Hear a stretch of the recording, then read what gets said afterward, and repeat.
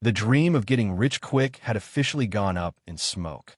To be honest, calling those straw shoes last week's fashion was generous. Kaiyuan-era relics was more accurate. It was like history itself was dangling by a thread. Just one misstep, and you'd tumble straight into another dynasty. They say too much computer use makes you dumb. You should really get out more, Su Wenbin said gruffly. Rather than respond, Su Wenbin stood and walked off, brushing off the conversation. Calling these busted straw shoes Tang Dynasty antiques? You might as well claim they were woven by Liu Bei himself, he thought with a snort. Come on, just look at them again, Xu Qing urged, still clutching the shoes. Maybe there's a way to make them look older. Oh sure, Su Wenbin fired back. And maybe next you'll say you discovered the imperial seal under your bed. You ever think about doing something useful with your time? He jabbed a finger at him. Why can't you be more like Qin Hao? His voice grew sharper. Old Qin came by earlier. Said Xiao Hao just became a police officer. Then he asked what you were doing. You know what I said? Su Qing muttered, stuffing the shoes out of sight. Freelancer. Freelancer. No way he was letting Jiang he see those. She'd probably think he was insane. But he couldn't throw them away either. What if they were legit antiques? Still, if he tried to sell them, they'd probably fetch no more than a couple hundred. A frustrating conundrum. Freelancer my ass. Wenbin's voice climbed, but when his eyes darted toward the barely open storeroom door, he reined it in. If you weren't already an adult, I swear I'd grab a stick and give you a good beating. His eyes scanned the room for a suitable stick, found none, then settled on an old sword by the couch. He picked it up. Freelancer, huh? So now we're turning beat-up shoes and cheap props into priceless treasures. Mid-rant, Wenbin's voice suddenly cut off. He stared down at the sword in his hands like it had just spoken to him. It's just a toy. I bought it online, Su Qing said quickly, snatching the sword back with a nervous grin. Just for fun. There's no way it's real. If his dad took the sword and Jiang he noticed, she'd absolutely lose her mind. This was her survival plan, after all. Wenbin took off his glasses, rubbed his eyes, then put them back on, narrowing his gaze at the sword. Let me see that. Nope, Su Qing said flatly. You gonna hand it over or not? Fine. Knock yourself out. Su Qing shrugged and passed it over, trying to look indifferent. The shoes were probably worthless, but what if the sword was real? How much do you think it's worth? He asked casually. No response. Wenbin slowly drew the blade from its scabbard, a serious expression settling over his face. Su Qing found himself holding his breath as more of the metal gleamed into view. But Wenbin didn't go far. Barely a few inches out, he sheathed it again with a snap and tossed it back like it was cursed. Forget it. He turned and headed toward the door, shaking his head at himself. Almost believed it for a second. What a joke. Just before leaving, he added, find something real to do. Take the civil service exam or something. Go serve the people. He hesitated a moment, glancing toward Jiang He's room, then shut the door behind him. Su Qing stared at the sword, puzzled. He pulled the blade out again, inspected it, then put it back. Nothing. No rust. No patina. Definitely a toy, right? The door creaked open and Jiang He stepped out. Put this away, Su Qing said, casually tossing her the sword. Don't bring it out unless necessary. As she stowed it, he glanced at her and smirked. Hey, were you about to call my dad just now? I wasn't sure what to say, she replied. Well, he's my dad. So, you know, dad, father, but whatever. Just call him uncle for now. And my mom. If you meet her any... Su Qing didn't know what people called their parents in the Tang Dynasty, but those should be safe bets. Uncle. Andy. Jiang He nodded dutifully, committing it to memory. Then she looked at him and asked seriously, are you no longer pursuing martial arts? Is there a shortcut? Or maybe some secret manual that makes you a master overnight? There are no shortcuts in martial arts, she said plainly. Ugh. Su Qing sighed. He tried stance training the other day. Lasted 5 minutes. 2 hours? Impossible. Besides, in modern society, martial arts didn't exactly have a practical purpose. Unless you were showing off, there wasn't much use. And if you hurt someone, you'd end up compensating them. Martial arts? No thanks. Pain without gain was just masochism. Come on, let's play a game instead, Su Qing said. Martial arts can wait. Learning how to live started with the little things. Even if today's cricket fights happen on computer screens instead of in bamboo cages, the idea was the same. Xu Qing led Jiang into the world of video games. She started by creating her character, and before they knew it, the afternoons slipped away like sand through fingers. For someone trying to adapt to a new world, the virtual world was an ideal start. Behind a screen, it didn't matter if you were from another era or even another species. During dinner, Jiang looked up and asked seriously, "How does one make money from this?" Xu Qing nearly choked on his rice. "You play for others." "That's how." "Play for others?" she asked, confused. "Well, not everyone has time to play, so they hire people like you to do it for them. They don't have time to play, so they pay people to play." "Exactly," Xu Qing chuckled. "Some people buy crickets and then pay someone else to raise and train them. It's kind of like that. They get the joy, you do the work." Jiang nodded thoughtfully. That makes sense. It was her first real job, and Xu Qing wanted to guide her properly. Better she fell in love with gaming than snuck out at night to scare the neighbors. He'd rather her addiction be digital than supernatural. After dinner, she returned to her new obsession. Xu Qing flipped on the TV and settled in to watch the evening news. Wintermelon, belly full, strutted around the living room like a cat-shaped landlord doing rounds. Eventually, he curled up on Jiang's lap, purring softly. Outside, the city shimmered under a canopy of stars, lights glowing like a constellation of everyday lives, each flickering in its own story, its own time. And for now, one of them belonged to a girl from the Tang Dynasty, learning how to live one game at a time. The night sky shimmered with stars, calm and brilliant. Qin sat quietly by the station window, his police uniform neat and crisp, reflecting the pride he had felt when first putting it on. That pride, however, had been chipped away over time. The gap between the heroics he had imagined and the reality he now faced couldn't be wider. There were no high-stakes showdowns, no cinematic arrests, just paperwork, noise complaints, drunks, and petty neighborhood squabbles. Even the colleagues he'd once imagined as righteous comrades weren't quite what he'd envisioned. One was trimming his nails with a clipper, another propping his feet on the desk while flipping through a report. Two more were lazily organizing files, chatting about their latest oddball calls. Qin tugged awkwardly at his collar, his stiff posture standing out like a sore thumb. His mentor had warned him about this stage. "Relax," he'd said. "Just do your job. Sitting all proper like that. Who are you trying to impress?" "Hungry," a nearby officer, old Gu, asked, stretching after finishing a stack of documents. "We're thinking of grabbing some food." "Where from?" "Golden Arches." "Sound good. Want anything?" "No, thank you." Qin declined politely. They usually went for fast food, easy to eat, even en route to a call. His mentor had once advised, "Eat well at dinner. Everything else is battlefield rations." "Pretty quiet tonight, huh?" Qin remarked casually, watching his colleagues scroll through menus. The room fell silent. All eyes turned to him. He blinked. "What?" Old Gu groaned and set his phone down. "No one taught you not to say that." "Say what?" Before an answer came, the station phone rang. A collective groan followed. "Welp, so much for sleeping tonight," someone muttered. 5 minutes later, Qin was in a patrol car with old Gu, driving under the glow of streetlights.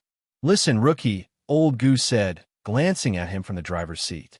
"Rule 1 of night shift. Never say stuff like quiet night or nothing's happening. It's cursed." Qin frowned. "Seriously?" Old Gu shook his head. "Don't ask. No one knows why. But every time someone says it, we end up running around all night." Qin didn't believe in superstitions, but, well, the timing was suspicious. When they arrived at the scene, they climbed up a dark stairwell in a run-down apartment building. No elevator, and the overhead light in the stairwell flickered, then gave up entirely. Qin flicked on his flashlight and led the way up 6 flights of stairs. He always felt a flicker of anticipation on these calls. Maybe this time it would be something serious, something meaningful. Instead, they found a drunk man slumped against the door, slurring and muttering curses. Qin squatted beside him. "What you doing?" The man blinked under the flashlight. "Go home. My wife won't open the door." The reek of alcohol made Qin Hao step back instinctively. "Is this even your home?" he asked, skeptical. Old Gu stepped up and knocked. After a few seconds, the door cracked open. A weary-looking woman peeked out, tense and tired. "Did you make the call?" Old Gu asked. "No. I think it was the neighbors," she said, apologetic. "He's been knocking and yelling all night. I'm sorry for the trouble. Do you know him?" "My husband. He's drunk. Again. I told him last time. If he did again, I wouldn't let him in." "I'm not drunk," the man protested weakly. "Want to sleep it off in the station?" Old Gu asked flatly. The man shut up. The woman sighed. "There's no issue. Really." She pulled the door open wider and motioned him in. He staggered past her without a word. Old Gu offered a final warning. "Try to keep it down. Neighbors thought you were being attacked or chased by loan sharks." With the situation handled, the two officers descended the stairs again. Outside, Qin Hao looked up. The sky was still beautiful, deep dark, and full of stars. He sighed. Another call resolved. Another night with no glory. Just as they reached the patrol car, the police communicator buzzed again. Old Gu just raised his hands. "Told you." At Jia Complex, Xu Qing was deep in sleep when a muffled sound jolted him awake. Still foggy, he sat up and rubbed his eyes. He cracked his door open and peered into the dark living room. A figure was moving. He flipped the lights on. "Hey, what the?" A stranger was frozen mid-rummage at the dining table, caught in the act. "What the? Who the hell are you?" Xu Qing's brain short-circuited for a second. Then Jiang He's door creaked open, and the three locked eyes in awkward, electric silence. The thief moved first, panic in his eyes. But Jiang He moved faster. With a single blur of motion, she lunged and slammed him to the floor, her hand locked around his throat. The man struggled, eyes bulging, his legs kicking uselessly. "Hey, hey!" Xu Qing rushed over. "Not so hard. He'll suffocate." Jiang He loosened her grip. The intruder wheezed violently, collapsing in a heap and coughing as if he'd just escaped drowning. He stared up at her in horror, sweat mixing with tears as realization dawned. He had just walked into the wrong house. Xu Qing looked from the busted window frame to the pathetic burglar on the floor, then back to Jiang He, who stood there cool as ice. "Just great," he muttered. "All that fuss for this guy." Jiang He was calm, too calm. Xu Qing pinched the bridge of his nose. Her month of peaceful, obedient behavior had made him forget. She wasn't normal. She wasn't even close. Tonight was a reminder. Thank God no one died. Hey, welcome to Firescale Audiobooks. If you enjoy our audiobooks, please consider subscribing to the channel. Also, feel free to share your review in the comments section below. The violent scene earlier left Xu Qing somewhat frightened. In an instant, a single hand had grabbed an adult man by the neck and slammed him to the ground so hard he nearly passed out. Even now, there were visible red marks on the man's neck. It was brutal. Standing still to calm himself, Xu Qing turned to look at the young man sprawled on the ground like a helpless chick, not daring to move. Clenching his fists, he said, "Don't move. Let me call a friend from the police to come over." Cough, cough. "Brother, spare me this time," the young man begged upon hearing the word police. He raised his head from the ground, glanced fearfully at Jiang He, then turned back to Xu Qing, pleading, "You've already beaten me. Cough, cough. Let go this time. I just had a lapse in judgment. I won't dare to do it again. You deserve the beating. You have hands and feet. Why not use them for something worthwhile? Do you think my money just falls from the sky?" Xu Qing spat on the ground, but paused in his motion to return to his room. Turning back, he asked, "Is this your first time?" Yes, it's my first time, cough, cough. Don't call the police. I swear there won't be a next time." The young man tried to get up, but when Jiang He moved her head slightly, he immediately froze and obediently stayed prone. What rotten luck. He had heard rumors that this place was haunted, so everyone in the area went to bed early. After much hesitation, he had finally mustered the courage to come and take a look, only to be nearly beaten to death the moment he began. Was this woman part of the national team, or something?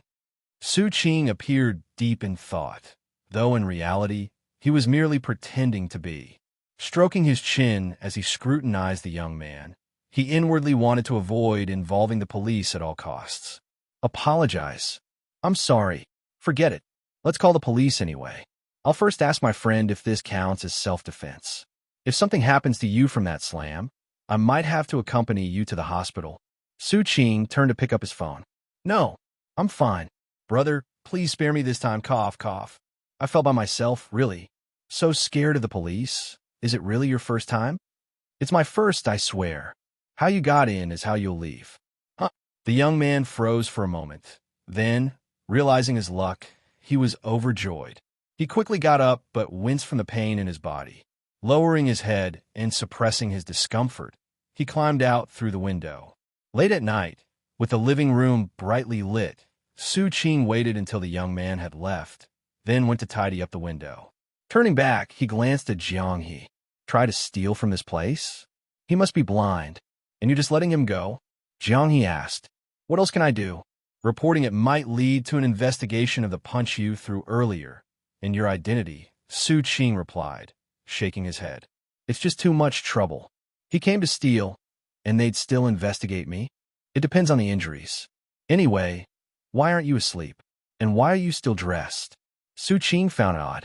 In the middle of the night, Jianghe was still fully clothed. Was she planning to sneak out again?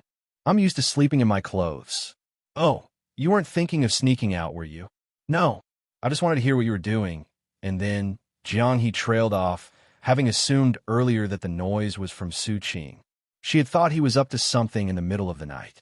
As if, you think everyone is like you, sneaking out at night. Go back to sleep. I'll get someone to fix the window tomorrow. As Xu Qing headed to his room, he stopped at the door and turned back. If I ever sneak around in the middle of the night to, Jianghe stared at him, expressionless. To what? Never mind. Just go to bed. The living room lights went out again, followed by the sound of Xu Qing's door closing. After a moment, Jianghe glanced outside the window before returning to her room in the dark. The next morning, Xu Qing woke up early.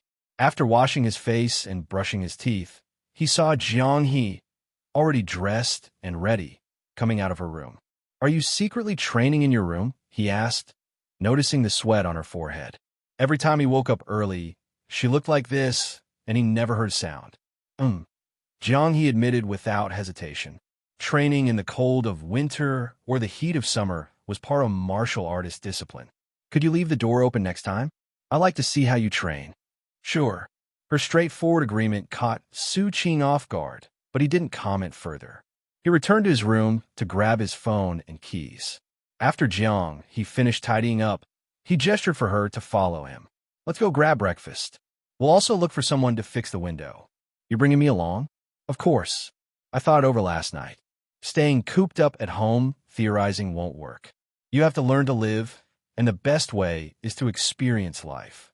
As they exited the building, Xu Qing took a deep breath of the morning air, contributing to Jiang City's carbon dioxide levels.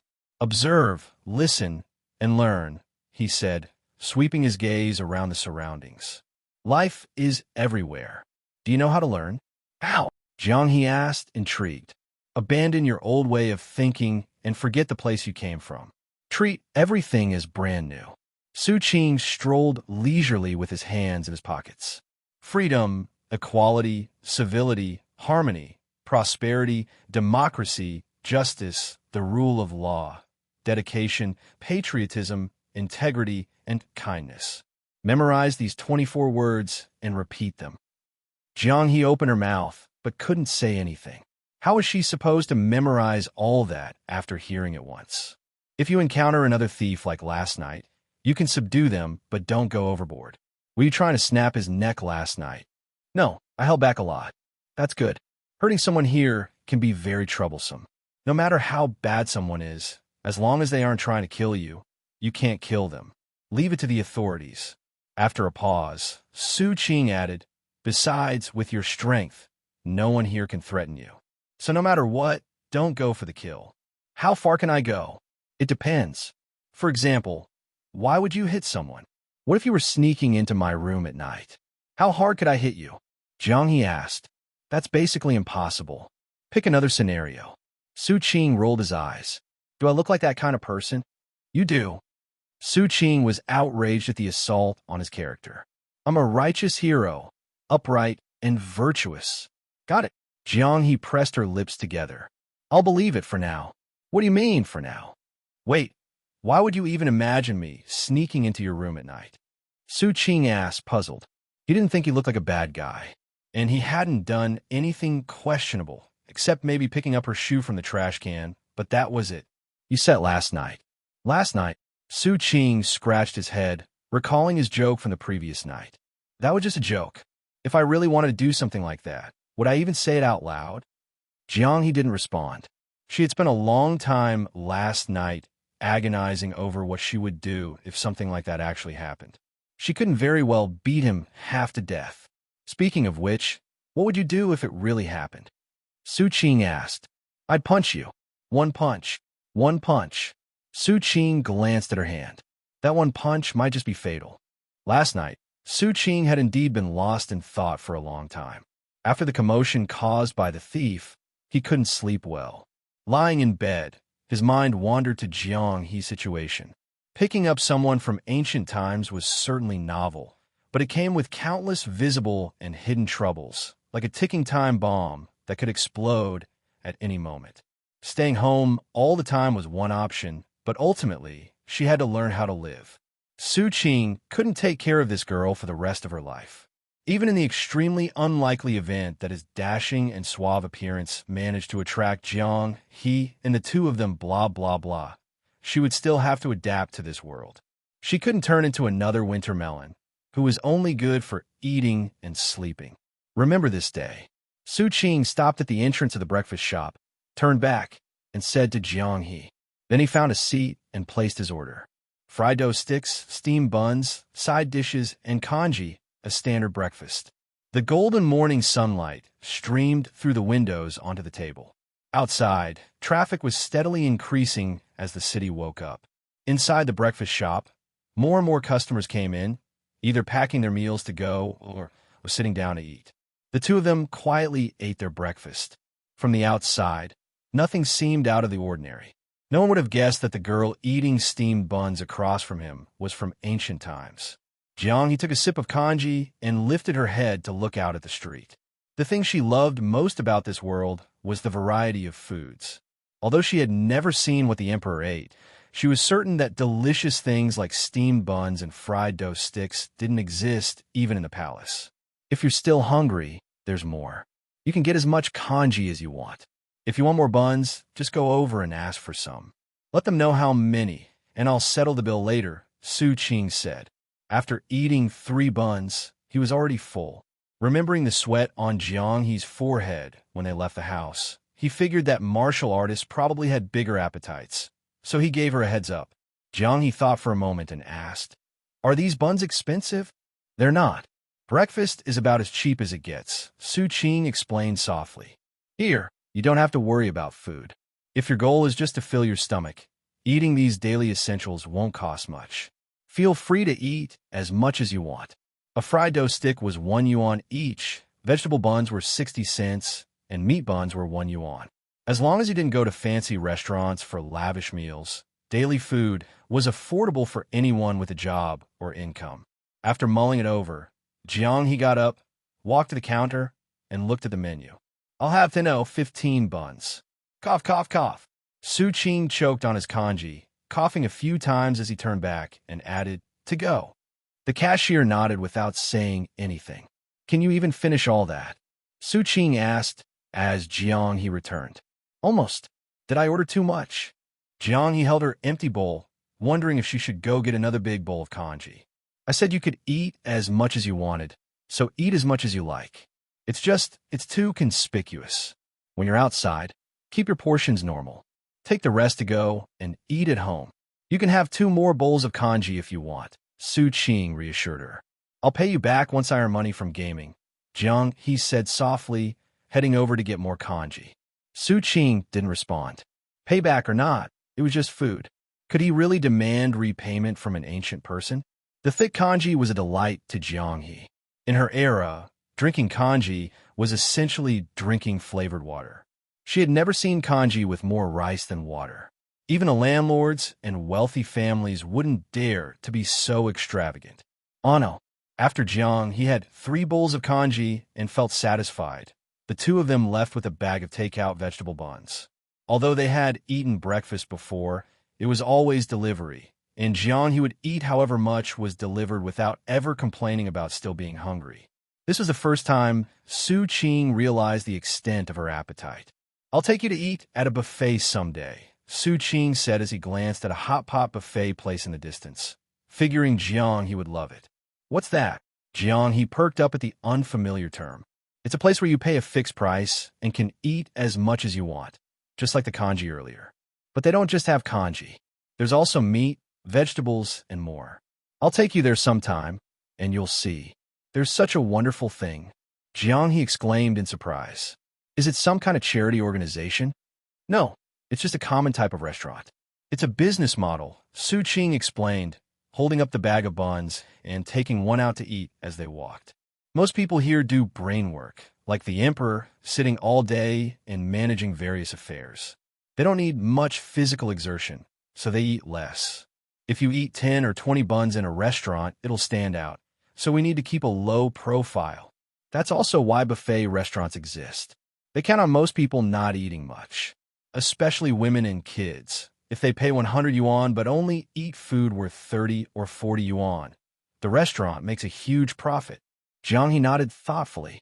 "So, even if some people eat more and the restaurant loses a little, they can make up for it with the smaller appetites of others?"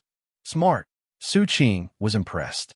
As a child, when Uncle Su Wenbin had taken him to a buffet, he had marveled at the generosity of the owner, letting people eat as much as they wanted. But why would people with small appetites go there? Do they have too much money? Jiang, he asked, puzzled. "They go because there's a wide variety of food. You can eat whatever you want without worrying about ordering or prices. It's convenient and satisfying," Xu Qing explained. As they walked along the road, Xu Qing ate 2 buns before stopping. He let Jiang He continue eating slowly. For Jiang He, who had no prior knowledge of this world, every conversation was a learning opportunity. This world was complex, but everything was connected in its own way. Life's various aspects would accumulate until they eventually sparked an epiphany, helping her grasp how this world functioned. Where there's demand, there's supply. What exists has a reason for existing. The key was finding that reason. Anything unreasonable should be avoided. It likely wasn't something good. This simple and straightforward mindset was exactly what Jiang he needed right now. "All right, you have 15 minutes to finish the rest of those buns," Xu Qing said as they returned home. Opening the fridge, he grabbed a bottle of cola, took a sip, and continued. "From 9 in the morning until noon, except for drinking water and going to the bathroom, don't do anything else. This is the normal life for most people, 9 to 5. I want you to experience it." "Most people?" "Yeah. Forcing you to endure the joys of 996 would be too much," Xu Qing joked. He continued. "After lunch, you can rest until 1:30 p.m., then continue gaming until 5 p.m. During this time, don't think about doing anything else. Just focus on playing games." Thus, more than a month after arriving in the modern world, Jiang he suddenly experienced the 9-to-5 life of a wage slave. 2 days later, Xu Qing had the window repaired by someone and added a security grill as well. "This phone is for you. Call me if you need anything." Xu Qing had gotten a secondary SIM card, and along with the promotion, he received a budget Android phone worth over 1,000 yuan, which he handed over to Jiang He. "Isn't this phone valuable?" Jiang He instinctively felt this wasn't a simple item. "It's not. It's a freebie." "Oh, thank you, young hero. No need to be so polite. Try it out first. Learn how to give me a call." After teaching Jiang He how to make a call, Xu Qing let her tinker with her new toy. For some reason, he felt like Jiang He was playing a game, and he was just an NPC responsible for guiding new players. Xu Qing shook his head to dismiss the ridiculous thought, placed a delivery order, and got ready to head out. "I'm stepping out for a bit. Eat dinner on your own." "All right." Jiang He didn't ask further. Having things to do was normal. Staying home all day wasn't human-like behavior. "I might be back late. If you don't feel like playing games, you can watch videos, play Fight the Landlord, or just explore the phone. It's after work hours now," Xu Qing reminded her. At first, he was worried Jiang he wouldn't be interested in games. But ever since she heard they could earn money, she transformed into a gaming enthusiast, and now he was worried she'd get too addicted. The more intensely you play, the easier it is to suddenly lose interest. Is playing games really considered work? The more Jiang he played, the more confused she became. She couldn't understand what was fun about controlling oddly dressed little characters running around on a computer. Tens of thousands, even hundreds of thousands of players? Of course, if you play after work hours, that's overtime.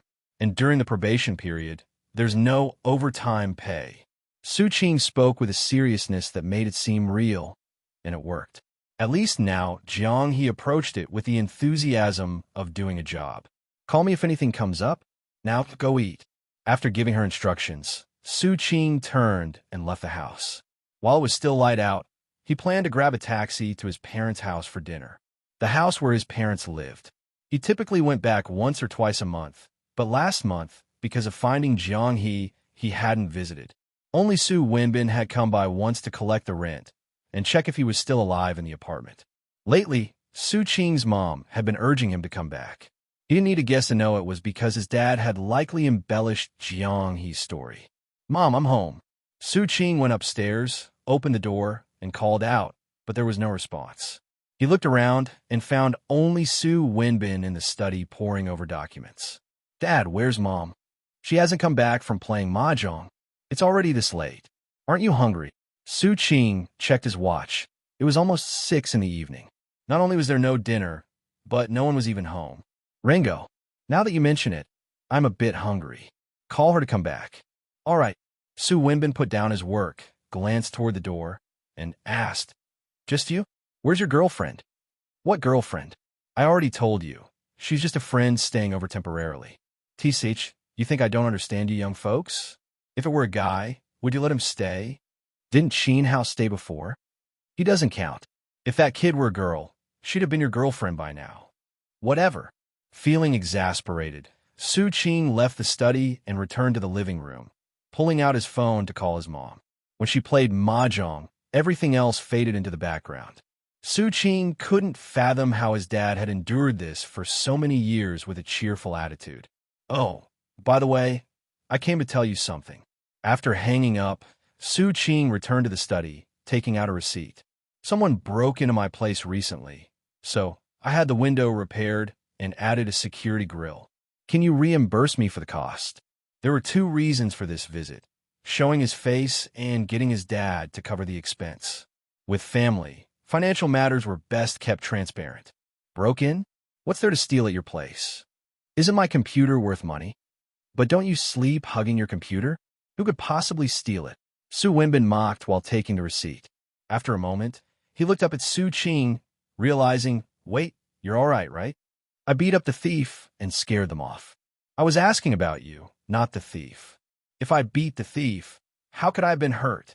The 2 of them seemed incapable of staying on the same wavelength, and it was exhausting to talk. Sometimes, Xu Qing even doubted whether he'd been adopted. Harmonious scenes like Qin Hao's family seemed like a fantasy he'd never witness in this lifetime. Outside, the sound of keys jingling came from the door, followed by Zhou Suji entering with grocery bags. "Qingzi, you're back? Why didn't you tell me earlier? I mentioned it in the family group chat this afternoon. You even replied." "Did I? Must have been too busy and forgot. I'll start cooking now. Watch TV or something while you wait." Zhou Suji looked like she'd had a good day at mahjong, humming a tune as she bustled into the kitchen. Xu Qing knew his mom too well. Her mood depended entirely on her mahjong results. If she lost, she'd sulk and nag Su Wenbin. If she won, she'd be all smiles, even for a single yuan. And the more she won, the happier she'd be. Judging by her tune, she must have won at least 10 yuan. "By the way, where's your girlfriend?" "I don't have a girlfriend." "Don't listen to Dad's nonsense," Xu Qing called out from the living room. "Why is it nonsense?" Su Wenbin objected. "Her clothes are hanging at your place. You eat and live together, even do laundry together. How can you say she's just a friend?" "What? You're living and eating together?" Zhou Suji exclaimed. Su Wenbin had left out those details, only mentioning that a girl had moved in, possibly as Xu Qing's girlfriend. Not at all. You're blowing this way out of proportion. From the kitchen, the living room, and the study, the three of them carried on a scattered conversation. By the time dinner was ready, it was nearly 8 p.m. While other families were out for walks or watching TV together, the Xu household was just sitting down to eat. 3 dishes and a soup. Not luxurious, but sufficient for 3 people. Do you have a photo? Let me see. Zhou Suji was still curious about the girl staying at Xu Qing's place. Xu Qing, realizing they wouldn't drop the topic, begrudgingly pulled out his phone, found a picture, and handed it over. Here, just a friend, not a girlfriend. Oh, she's so pretty. Let me take a good look. Zhou Suji put down her chopsticks and swiped through the photos. The next one was also Jiang He, and the one after that, still her. You've taken so many pictures of her. This one's on the Lanjiang Bridge, isn't it? It's beautiful. Stop swiping. Just give me back my phone. Xu Qing's head throbbed. She was from over a millennium ago, a relic of history, not someone to be mistaken for a daughter-in-law. After scrolling through the pile of photos on her phone, Zhou Suji had a clear picture in her mind. Wherever she went, walking, sitting, or out shopping, Xu Qing would snap a few pictures of Jiang He. Even if she wasn't officially his girlfriend yet, the boy was obviously interested in her. Xu Qing liked her, and she was staying at Xu Qing's place. Clearly, there was mutual interest. She looks quite young, 18, right? Where does she study? She doesn't. Not in school. How could someone so pretty not be in school? What does looking good have to do with school? Xu Qing was baffled. It's not a beauty pageant. People from poor families who can't afford school. Isn't that perfectly reasonable? If she were a top student, would she even look at him? All he does is lays around at home, glued to his computer, not even holding down a job, Su Wenbin snorted. All right, I'm not sponging off my parents. Criticize me when I actually start doing that. Humph, you think I'll let you sponge off me? How did you two meet? Zhou Suji ignored the bickering between father and son, still feeling bad for the young girl missing out on school. She's not local to Jiang City, is she? Can we drop the sponging conversation? Xu Qing said helplessly, unwilling to elaborate on Jiang He. The truth was, Jiang He hadn't figured out how to live in this world yet, and here they were trying to matchmake her already. Totally inappropriate. After dinner, it was already nearing 8:30 p.m. The night was deep. Zhou Suji cleaned up the dishes and went to wash them in the kitchen. Su Wenbin sipped tea on the couch while watching TV. Xu Qing, having lingered for a bit, decided there wasn't much else to do and got up to leave. I'm heading back. You guys sleep early. Mom, stop playing mahjong every day. Look at how you're starving, Dad. It's harder for her to quit mahjong than for you to get off the couch and stop gaming. Su Wenbin remarked with his uncanny ability to redirect the conversation back to Xu Qing. Wait a second. I heard people saying your place is haunted. They even described it pretty vividly, like hearing a woman crying in the middle of the night or a ghost in red. Are you all right? Zhou Suji had wanted to ask during dinner, but got sidetracked by Jiang He's photos. Now she remembered. Xu Qing hadn't expected this rumor to morph into an urban legend. Scratching his head, he replied seriously, it's true. I've heard it too. What? Really? Yep. Dad, you should cut my rent in half. That place is haunted. If you don't, I'm not staying. Nonsense. There was even a Taoist priest performing rituals the other day. You saw it yourself. Lower it. Cut his rent a bit, Zhou Suji interjected. Haunted or not, having a girlfriend means higher expenses. He says she's not. She is. She's my girlfriend, Xu Qing declared firmly. Under the cover of night, Xu Qing returned home. Jiang He wasn't asleep yet. The lights in the living room were on, and she was holding her sword, glancing his way as he entered. Why are you holding your sword again? Were you practicing just now? Xu Qing noticed that her laptop was closed and not in use. Jiang He moved her lips as if to say something, but ended up staying silent. She got up, went to her room, and soon came out holding her clothes, heading for the bathroom. Why are you taking the sword to shower? I want to. Xu Qing was baffled by her strange behavior. Wait a minute. Did something happen while I was out? He glanced back at the door and asked, did someone come in? No. Then who are you guarding against? Me? No. You're a good person. Unable to get a clear answer, Xu Qing let it go. As long as she wasn't guarding against him, it didn't matter. The sound of running water came from the bathroom. Xu Qing leaned back on the couch, sneaking a glance toward the bathroom door. At his age, his thoughts inevitably wandered, but he quickly reined them in, silently reminding himself that he was a proper young hero and wouldn't stand a chance against a single punch. That was enough to suppress any stray thoughts. 10 minutes later, Jiang He emerged from the bathroom, her freshly washed face flushed from the steam.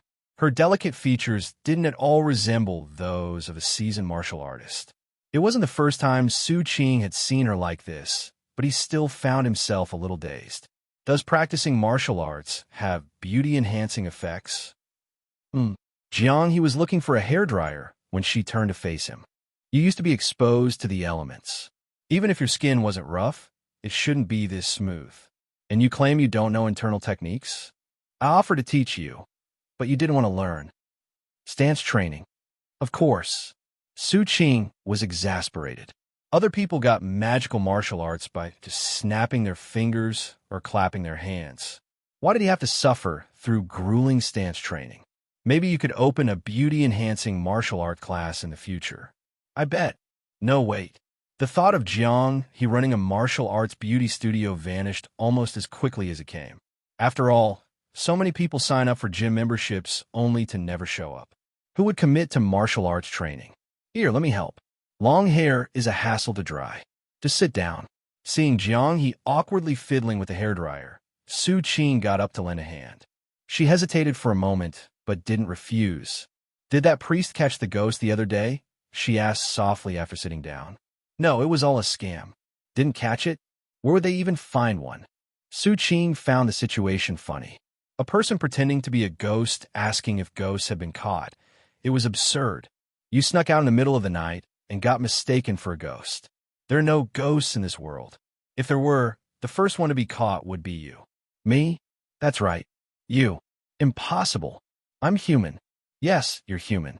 But who's seen martial arts like yours? Jumping around in the middle of the night. It's no wonder you got mistaken for a ghost. Just don't climb walls at night, and you'll be fine. Why don't people here practice martial arts? Maybe because it's too hard. Xu Qing wasn't sure how to answer, but didn't let that stop him from indoctrinating Jiang He. Life is good now. People don't need to suffer through martial arts training for self-defense anymore. Everyone just wants to enjoy life. Strong martial arts skills don't have much use, so they gradually disappeared. Basically, the more stable society is, the fewer people practice martial arts. Training hard to fight and show off? That's just ridiculous. Don't fall into that trap. Martial arts are for health and fitness. Who enjoys fighting? Health and fitness aren't very useful either. I heard practicing martial arts can leave hidden injuries. Is that true? External techniques can cause that. Internal styles focus on nurturing the body, so they don't. Well, most people here live to 70 or 80 without martial arts. What about those internal style practitioners in your world? Jiang He fell silent. Xu Qing chuckled as he blow-dried her hair. The better life gets, the fewer people practice martial arts. People prefer to enjoy themselves. Who wants to suffer through martial arts training? That's why I'm too lazy to learn. You can even see it in history. Back when a Qing defeated 3,000 armored soldiers with a single bamboo sword, martial arts were at their peak. Later, Jing struggled to defend a city with just a few hundred men. Then Ling Hu Chong came along, mastering a single sword technique without internal energy, and dominated the martial world. By the time it got to Wei Xiaobao, it was game over. Why don't I recognize any of those names from history? Jiang He asked, puzzled. Those are from Mr. Jin's histories. Anyway, martial arts are dead. To live comfortably, you need technology. If you'd had today's tech back then, with plenty of food and money, young people would have been gaming all day instead of practicing martial arts. And put your sword away. What are you holding it for? There's a ghost. I'm holding it for self-defense. What ghost? You're making things up. This is all you're doing. I saw it. Jiang He shrank back slightly, her voice small. Xu Qing paused. What did you see? When you went out, I saw a ghost. The sound of the hairdryer stopped. Xu Qing paused his actions of helping Jiang dry her hair, thought for a moment, and asked, what did it look like? He instinctively felt that he must have seen something she couldn't understand, like an older woman wearing a facial mask to pick up a delivery, passing by the window.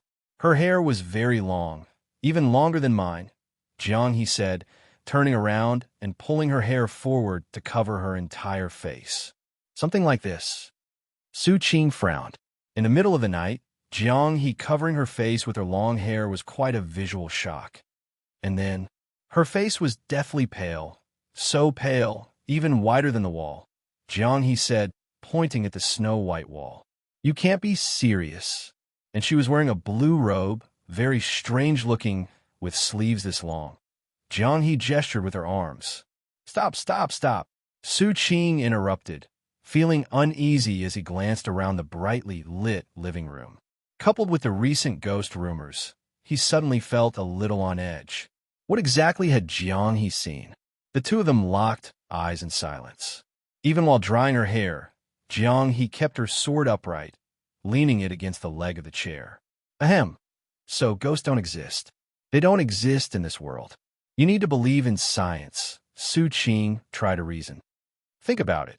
If ghosts really existed, after thousands of years and countless deaths, wouldn't the world be overcrowded? Where would they all live, right? He tried using science to explain.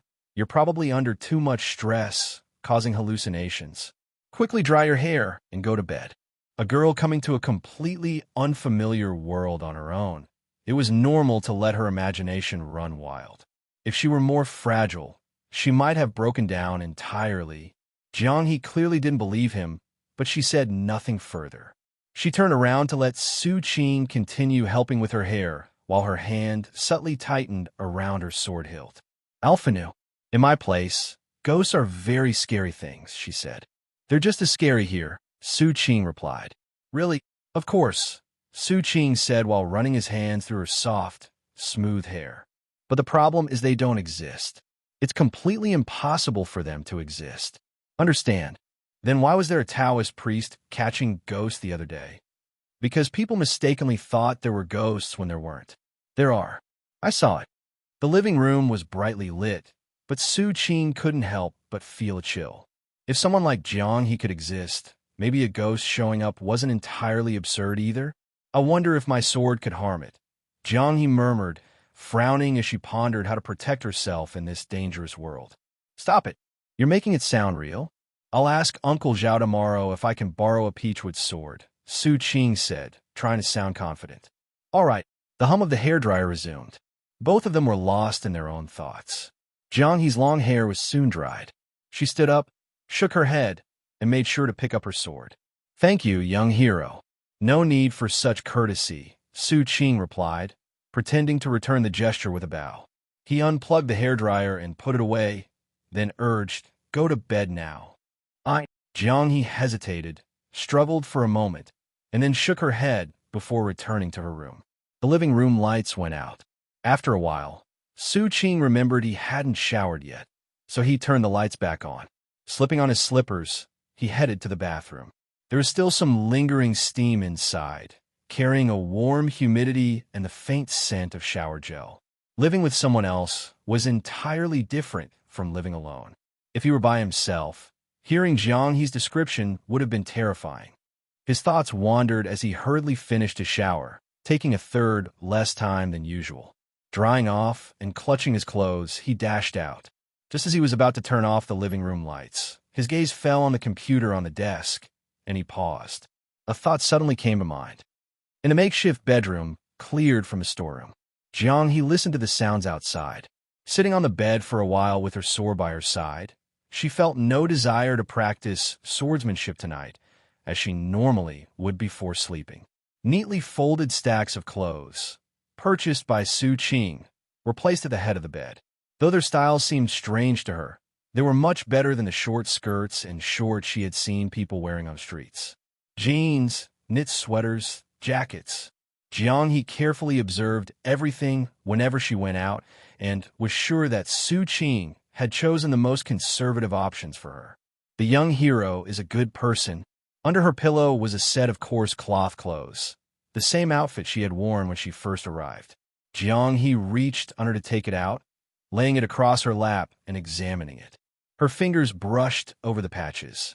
Compared to what she wore now, the shoulders of this outfit were a bit narrow and the sleeves were slightly short. The coarse fabric felt rough to the touch.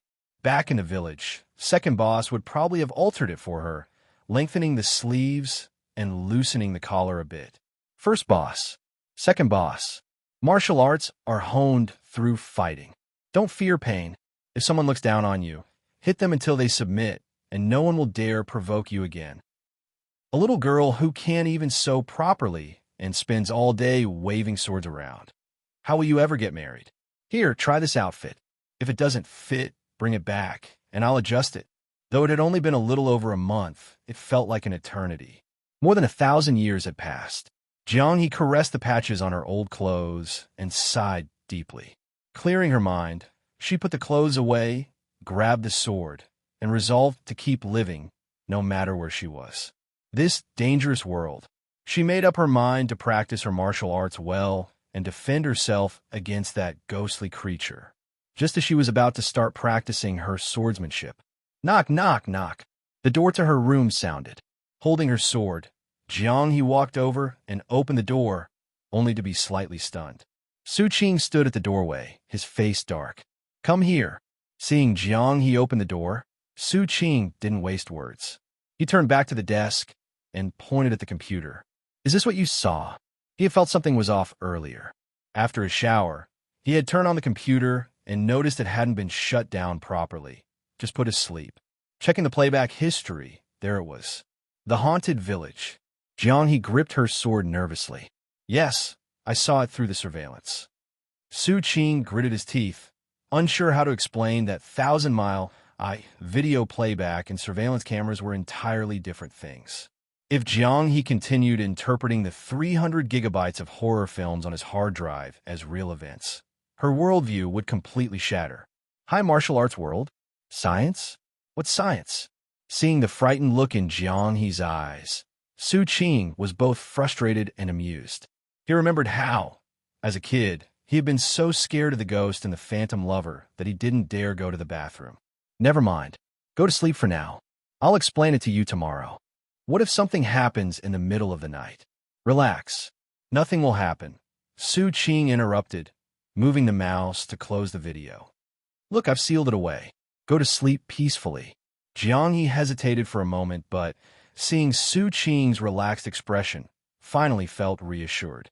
Hugging her sword, she returned to her room. The night passed uneventfully. The next morning, Jiang He woke up early again, opened the door, and began practicing her sword techniques.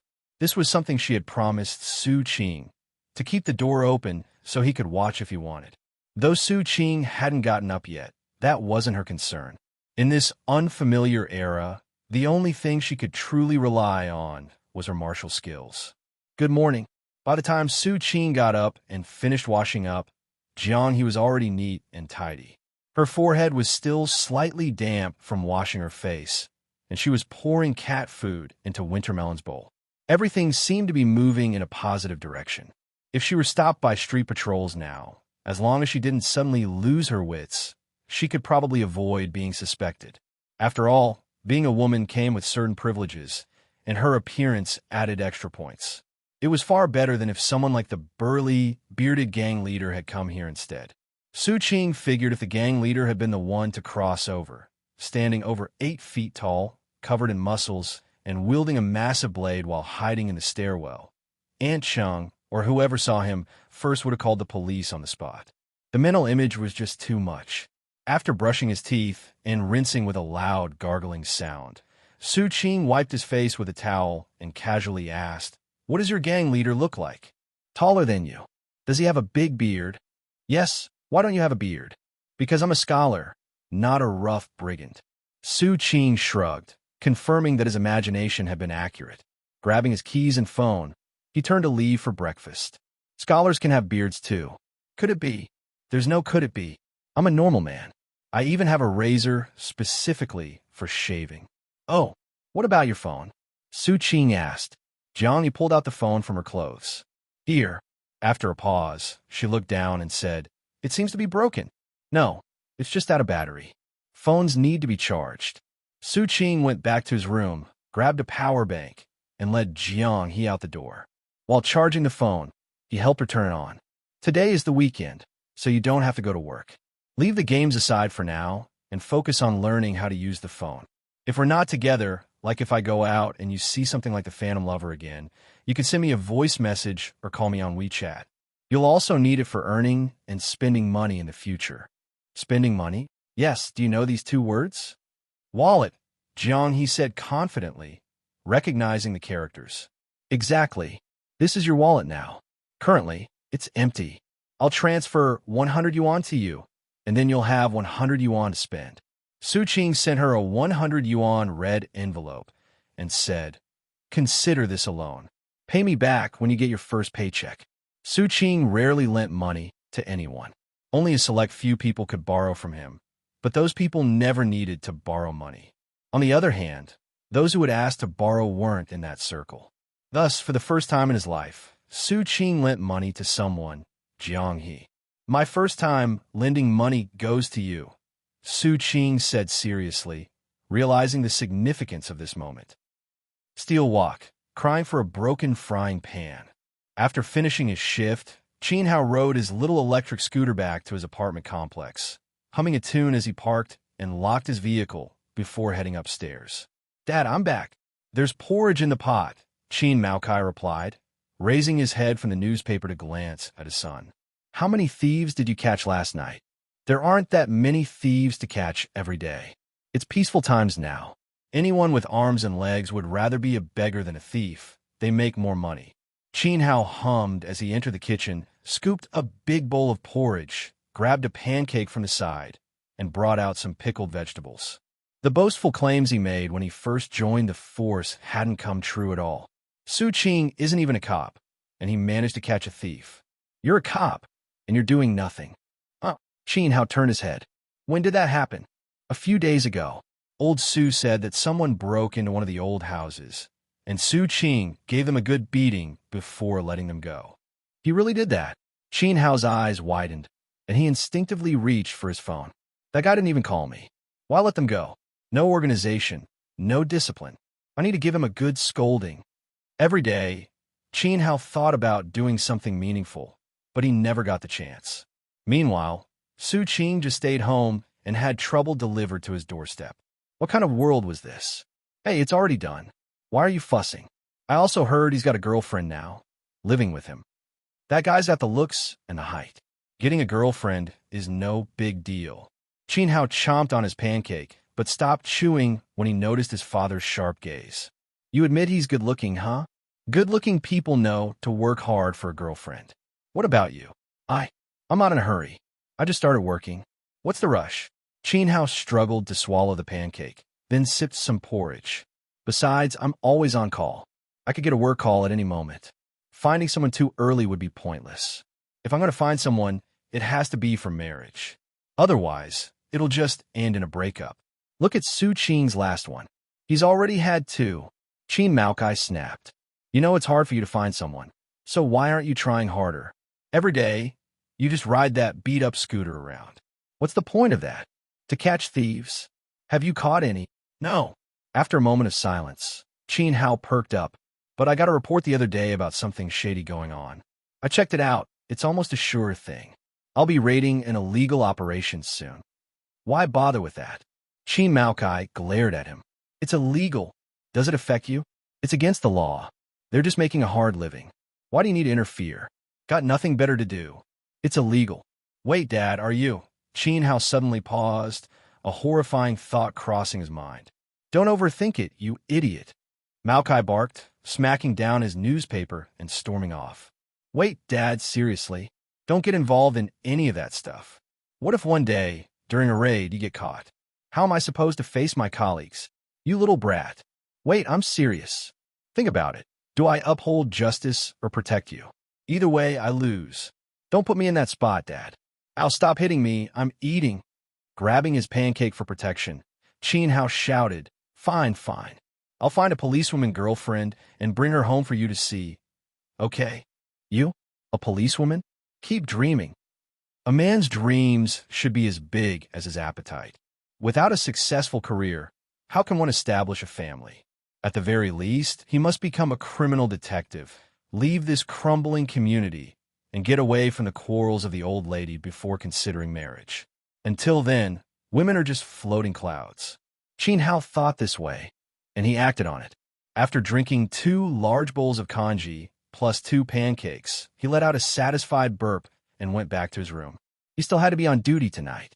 As for the matter with Xu Qing, he'd deal with it the next time they met.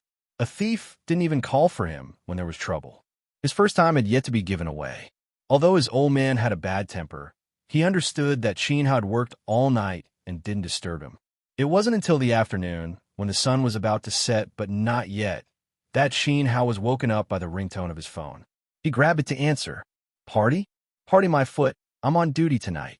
After hearing the other side, he mumbled a rejection, hung up the phone, and tried to go back to sleep. But as soon as he turned over, sleep eluded him. Dad, what's that smell? Smells so good. Qin Hao yelled out. Wake up and come eat if you're up. Got it. Get together? Xu Qing was also on a call, glancing at Jiang, who was busy working overtime on the computer, playing games. Where are you? Xu Qing asked. Party. I'll send you the address in a bit. Qin Hao, that little guy. I don't know what shift he's on. On the other side was his good buddy, Wang Zijuan, mumbling on. Hold on. Tell me where first. I'm fine with dinner, but forget about the bar. Sure. I'll bring along a friend from the village. Let them see the world. Xu Qing hung up the phone and turned to find Jiang. He's staring at him. Ahem. I'll take you out to party tonight. What party? Just to have fun, experience modern life. You'll know when we get there. Xu Qing wasn't the least bit embarrassed. A person from the countryside, well, a village in the Tang Dynasty is still a village. Could they have come from the royal palace? Remember, follow my lead. Don't do anything rash. Got it. Jiang nodded seriously. In fact, she didn't need Xu Qing to remind her. Being cautious in unfamiliar environments was common sense for any intelligent person. And of course, she was an intelligent person. You just said that those ghosts and martial arts, they're all fake. Yeah, they're all made up just for entertainment. Surveillance is surveillance. Movies are movies. They're not the same. Just like the games you play, it's all to kill time. No, why would you make such strange, weird things? Jiang, he didn't feel as clueless as when she first arrived. After gaining some understanding, she started to wonder why and ask a lot of questions. This was the fastest way to learn. What's so strange? Scaring people with these creepy things, isn't that strange? No, it's just for thrill-seeking, Xu Qing said seriously, rubbing the chubby winter melon as he explained, just like keeping a pet. Once basic survival needs are met, people naturally seek mental stimulation. Whether it's pets, movies, or games, they all fulfill certain desires. Don't you have books about supernatural events? Like Strange Tales from a Chinese studio, that's the same idea. Strange tales? Yeah, ghost stories. Movies just bring those stories to life, offering a more immersive form of entertainment. Jiang, he seemed to understand, but still felt a bit unsure. That guy at the tea house, what's his name? The storyteller. He tells all kinds of strange stories and folk tales, all to satisfy people's curiosity. Simply put, if there's a demand, there will be a supply. Got it. Xu Qing explained it thoroughly, wishing she could immediately blend into modern society and start solving identity problems. The essence of working is this. Others pay you to solve their problems, and you get paid for it. Everyone in this society is paying to have their problem solved. Whether it's meals, milk tea, or takeout, or even surveillance on the streets and clothing stores, all of this is about solving problems for people like you, me, and everyone else. They get paid for it. At the same time, while everyone is looking to others to solve their problems, they're also solving problems for others. For example, you play games, learn, and then help others play. You earn money from it, then use that money to solve your own problems like eating and buying clothes. It's all a transaction. This is how society works. Jiang, he fell into deep thought after hearing this.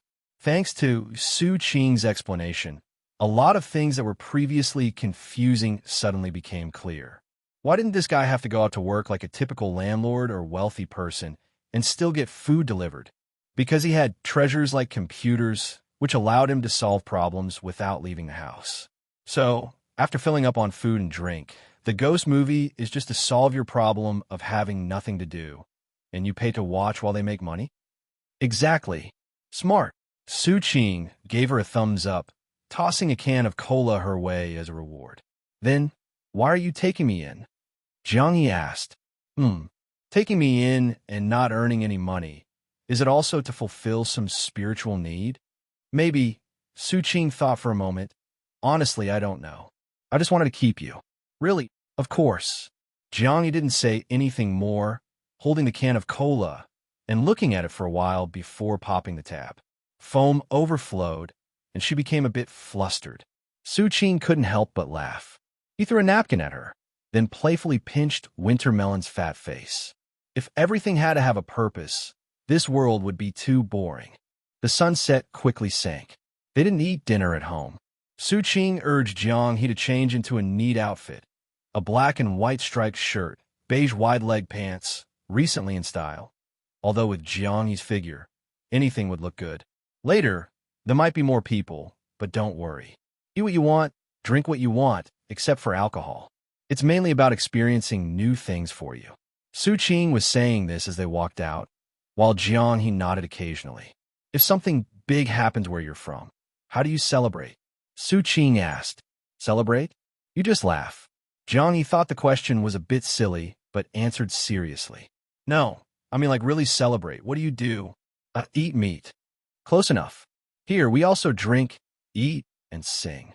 If you're frustrated, have some skewers. If you're happy, have some skewers. If you're bored, have some skewers. Today's not about skewers, but I'll take you another day. Oh, and don't forget the buffet. While talking, they passed the main gate and waved at Uncle Zhao. Jiang also nodded politely, a habit Xu Qing had taught her to leave a good impression even if they weren't familiar. It was rush hour, so Xu Qing didn't take a bus. They hailed a cab, gave the address from Wang Zijuan, and after a lot of stops and starts, they arrived at the agreed place around 7 o'clock. Golden Wild KTV. The huge LED billboard was flashing in the night sky. Jiang squinted up and listened to the faint sound of singing coming from inside. Is this it? Yep, Xu Qing said, raising his chin. Let's go. Tonight the big spender is treating. Eat as much as you want. Ancient people wonder if they'd like karaoke. Prince Wang Zijuan, a prominent figure from a wealthy family, was already inside the private room, wailing like a ghost. He was duet singing The Love of the Boatman with a heavily made-up girl. Loving each other, the ropes swing gently. Has Qingzi arrived? Oh, when he saw Xu Qing enter with a girl in tow, Wang Zijuan's eyes lit up. He pulled the microphone away from his mouth and pointed at Xu Qing with his finger. Came from the village, huh? Looking pretty trendy. Is it starting already? Xu Qing glanced around. Apart from Wang Zijuan, there were 4 guys and 3 girls sitting in the room, some playing on their phones, others chatting in small groups. The guys were all familiar to him, either very close friends or acquaintances. The girls? Only one he recognized, Lu Kaijun's girlfriend, while the others were strangers. Hey, we're just waiting for you. Want to sing? I can help pick a song. I'll just sit for a while. Xu Qing led Jiang to an empty sofa on the side. Jiang silently scanned the room, furrowing her brows. The flashing lights above and the kaleidoscopic, magical colors from the neon signs made everyone look a little demonic. The loud background music and singing made her feel slightly uncomfortable the moment she stepped in. Eat. You can crush this, right? Xu Qing took a slice of watermelon from the fruit platter and bit into it. When he saw Jiang sitting still, he grabbed a handful of nuts and handed them to her. Eat something to fill up. More food will come soon. Jiang curiously cracked open a hazelnut, looked closely at the flesh, and took a bite. Don't you have these where you're from? I remember them being around for a long time. The noisy room forced Xu Qing to lean in close to her ear to hear her, causing Jiang to feel an itching sensation by her ear. She instinctively shrank her neck and shook her head. I don't know. I've never seen them. After a pause, Noticing Xu Qing hadn't heard her clearly, she hesitated and leaned in to repeat, "I've never had this, but it's really tasty." Xu Qing grinned. "If it's tasty, eat more." In this noisy KTV environment, no one would notice what was going on at their corner. Jiang he could crush the nuts however she liked. Even if someone saw, they'd just be surprised by how strong her hands were. People from the village, strong hands, nothing wrong with that. "Here, Wang Zi, have a drink." Xu Qing grabbed a beer bottle, opened it with his teeth, and raised it toward Wang Zijuan, who was twisting his body to sing. Though he couldn't hear clearly, he could still see the action. Wang Zijuan, in the middle of his song, disdainfully pointed at Xu Qing, but didn't stop singing. He twisted around, grabbed the beer, raised it in a mock toast, drank 2 gulps, and continued yelling into the mic. When Jiang he looked at the beer in his hand, Xu Qing shook his head. "You can't drink. If you get drunk, you'll cut me down with a sword." "I've drunk before, I won't get drunk." Jiang he pursed her lips, wanting to try a sip. "This beer's not like what you're used to. Even the beer here is stronger than your rice wine." Xu Qing stuck to his rule. Girls shouldn't drink alcohol. Even if they wouldn't get drunk, it wasn't good for them. While thinking about how girls shouldn't drink, Xu Qing happily chugged down half a bottle himself. Double standards at play. Seeing Jiang he still eyeing his beer, Xu Qing clicked his tongue, thought for a moment, grabbed a paper cup, carefully poured a little, and handed it to her. "Only this sip. BS." Jiang he had only wanted a taste. She took the cup, shook it curiously, and then cautiously took a sip, shaking her head afterward. "It's not good." "What?" Xu Qing didn't hear her clearly. "It's not good." Jiang he put the cup down and leaned in to speak directly into his ear. "Yeah, it's not supposed to be," Xu Qing began to explain, but before he could finish, Hey, what are you two doing? It's broad daylight, in front of everyone." Wang Zijuan finished his song, handed the mic over to someone else, and came over. Seeing the two of them whispering, he immediately interrupted loudly. "Are you trying to seduce each other?" Xu Qing waved him off irritably. "I'm not. You are." Wang Zijuan grinned, sitting down casually. He grabbed a handful of cherry tomatoes and threw them in his mouth, then looked at Jiang he and raised his chin. "Girlfriend?" "No, introduction. Just a regular friend, Jiang he. Came from the village." Xu Qing raised his voice and then turned toward Jiang he, pointing at Wang Zijuan. "This is my buddy, a true big shot, a landlord. Is this how you introduce people?" Wang Zijuan spat, eyeing Jiang he closely, then clicked his tongue. "A regular friend? Otherwise, then let's be friends. Go away, don't even think about it."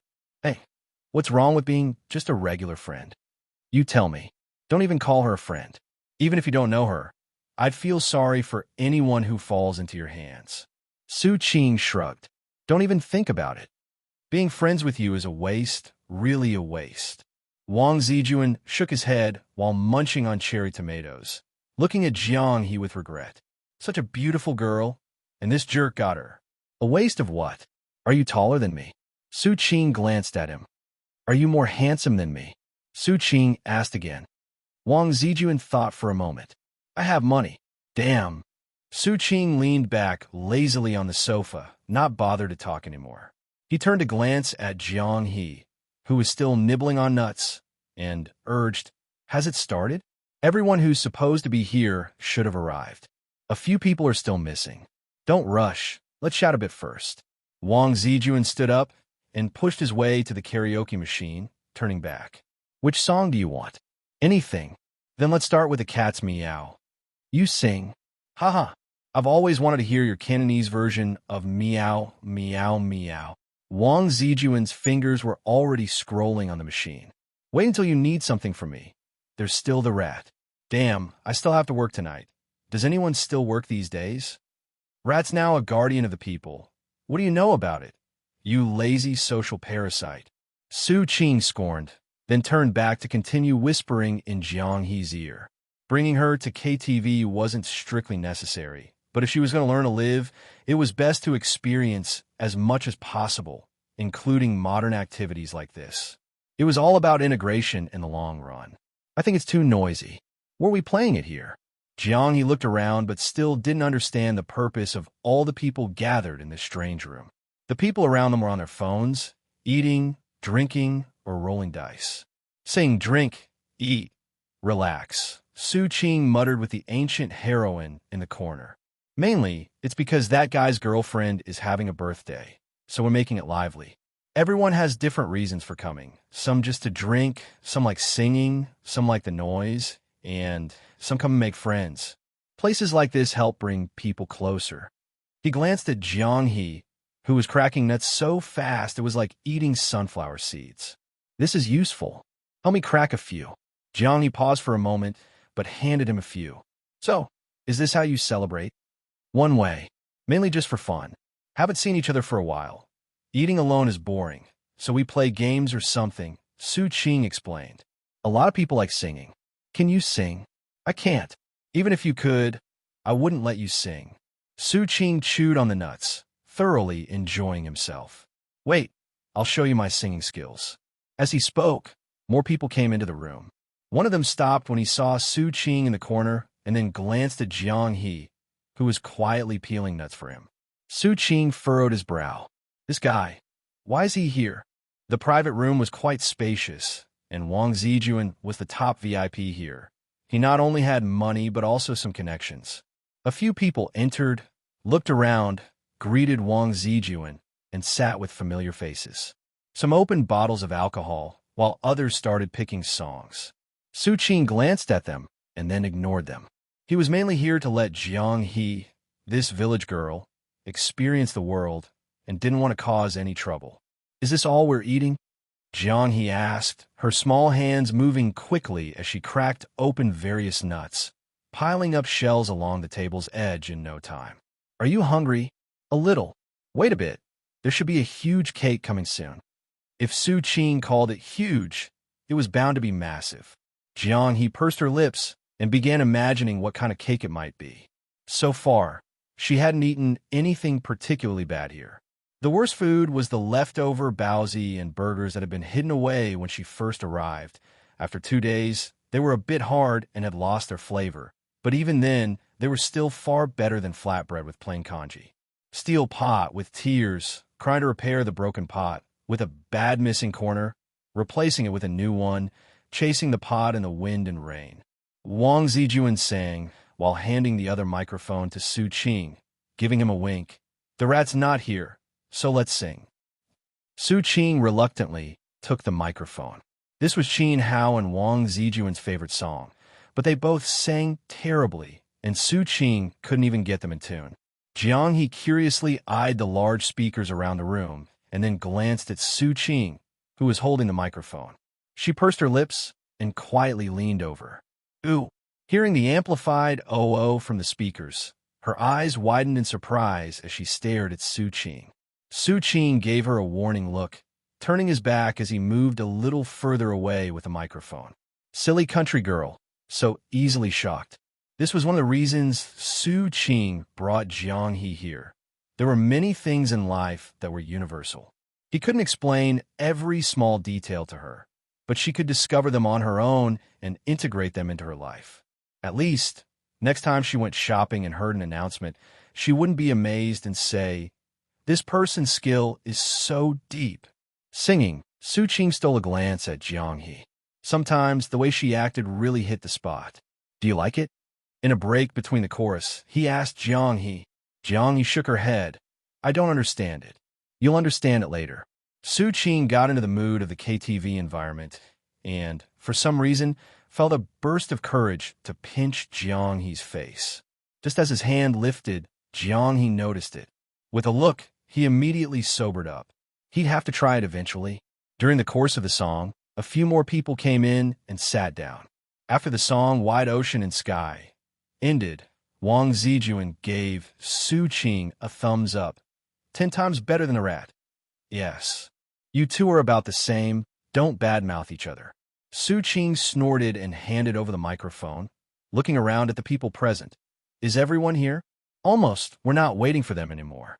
Wang Zijuan glanced around, waved at one of the girls, and said a few words. She went out. After a moment, the big table in the center of the room was cleared by the waiter, the lights turned on, and the food was served.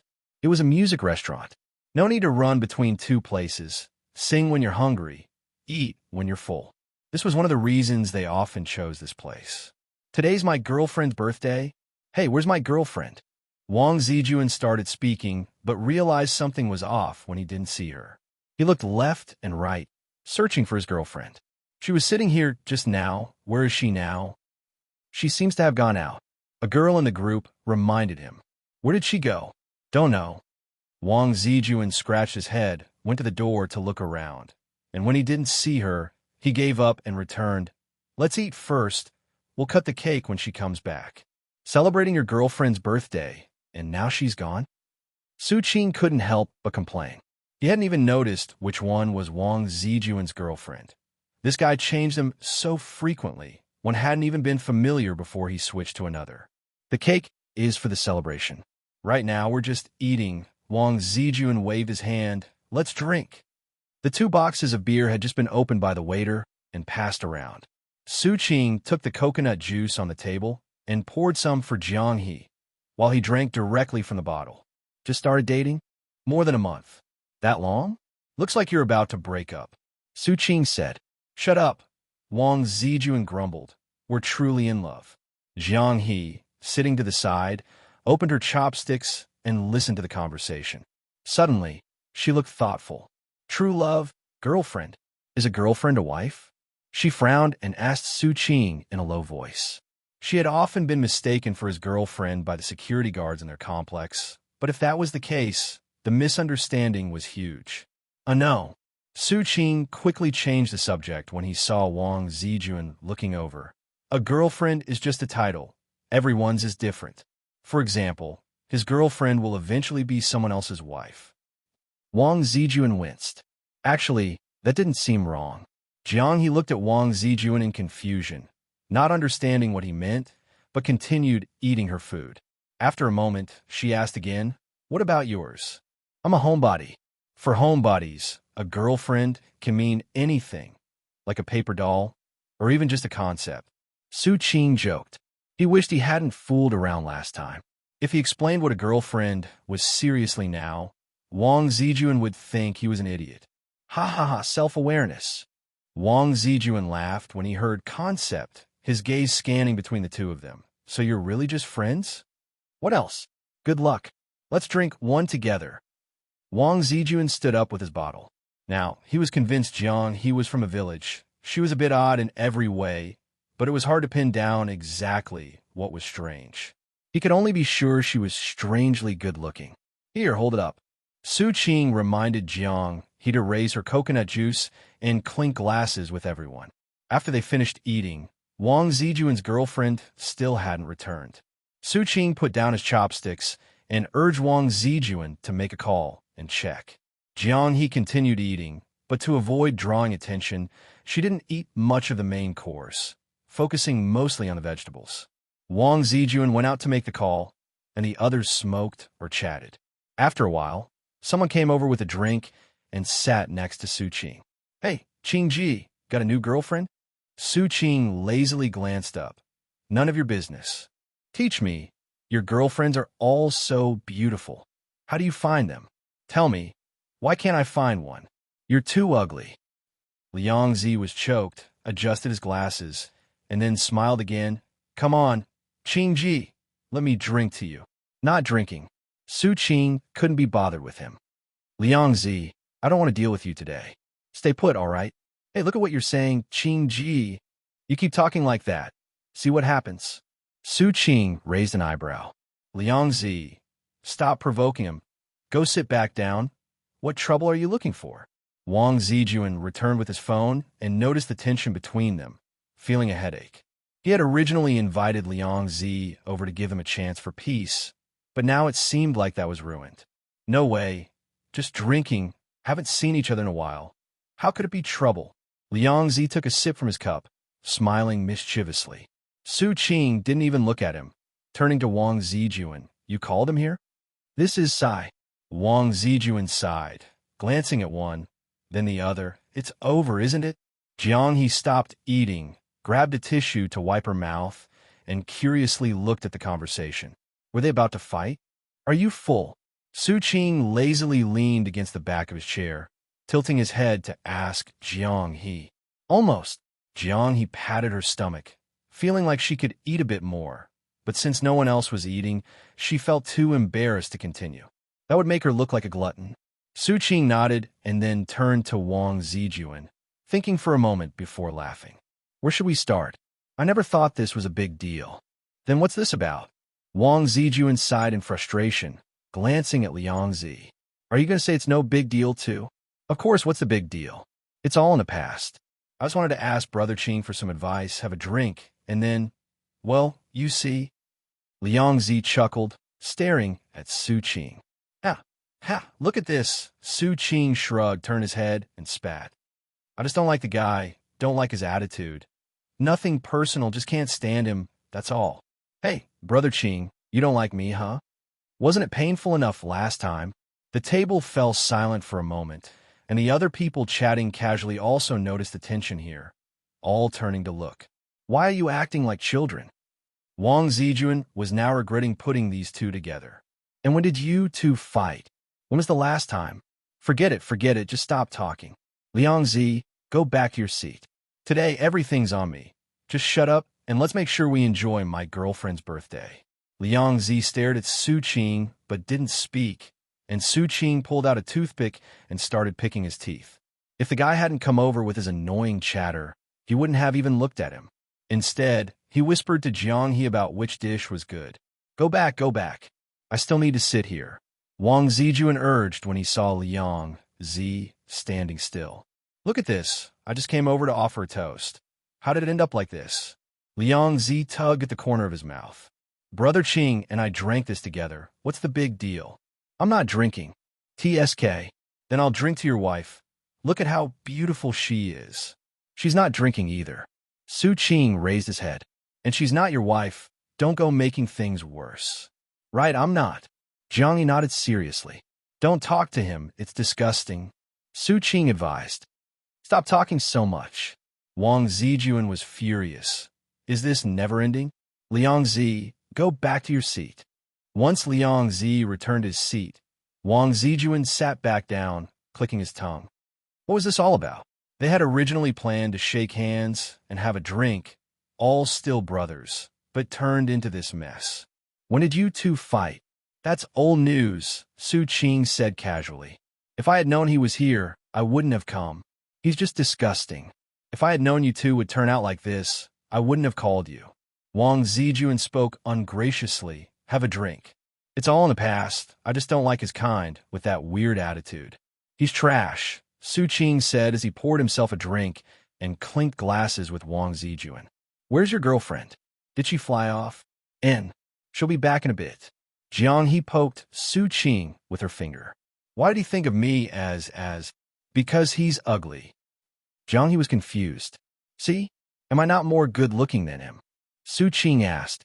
Jiang He glanced at Liang Zi in the distance, nodding. You're better looking than him. Are you also very good-looking? Jiang He was taken aback, unsure how to respond. She hadn't expected Xu Qing to be so shameless. We both look good together.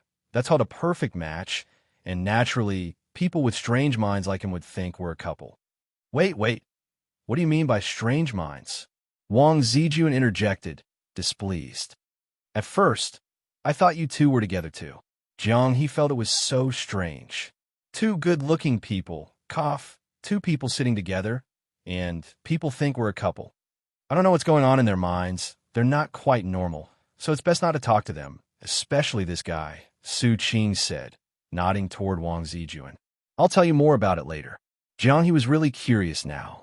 Don't worry, I have a girlfriend, Wang Zijuan scoffed. Where is she? She's coming. Here she is.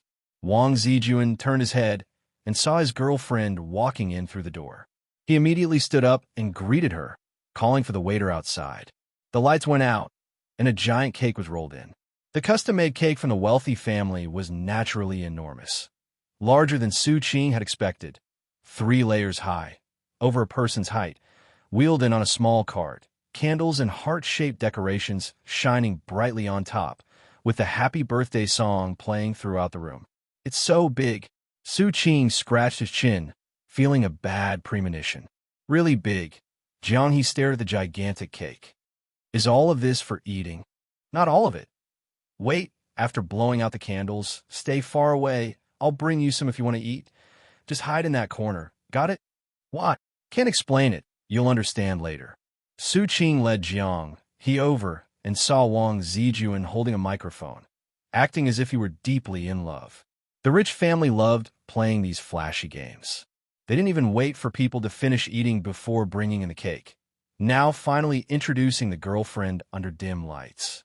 Xu Qing silently complained, predicting that this girlfriend wouldn't make it past the end of the year. After the candles were blown out and the plastic knife cut the cake, Xu Qing turned to tell Jiang He to hide. Jiang He obediently stepped back into the corner he indicated, watching these people singing and clapping like they were performing some evil ritual.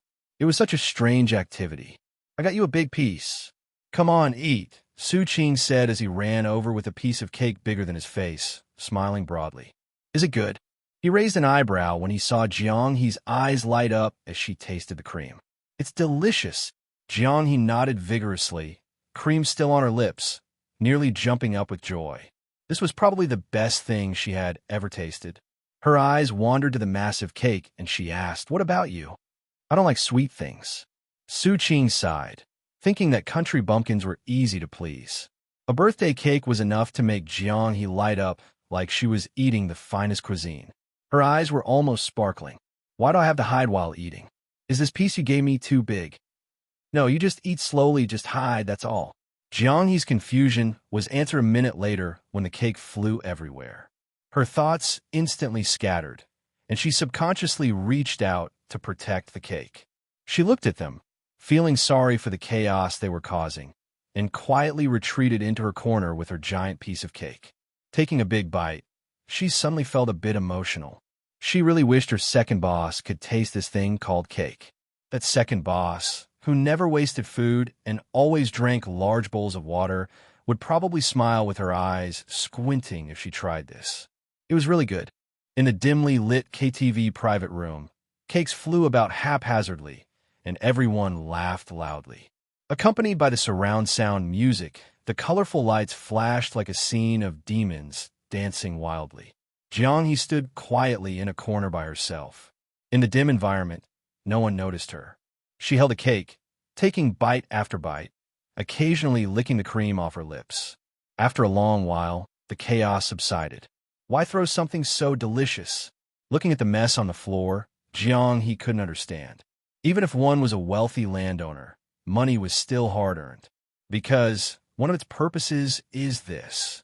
Xu Qing wiped the cream from his hair with a tissue, unsure how to explain. "If you like it, I'll buy you one next time. We can hide at home and eat it, not wasting any."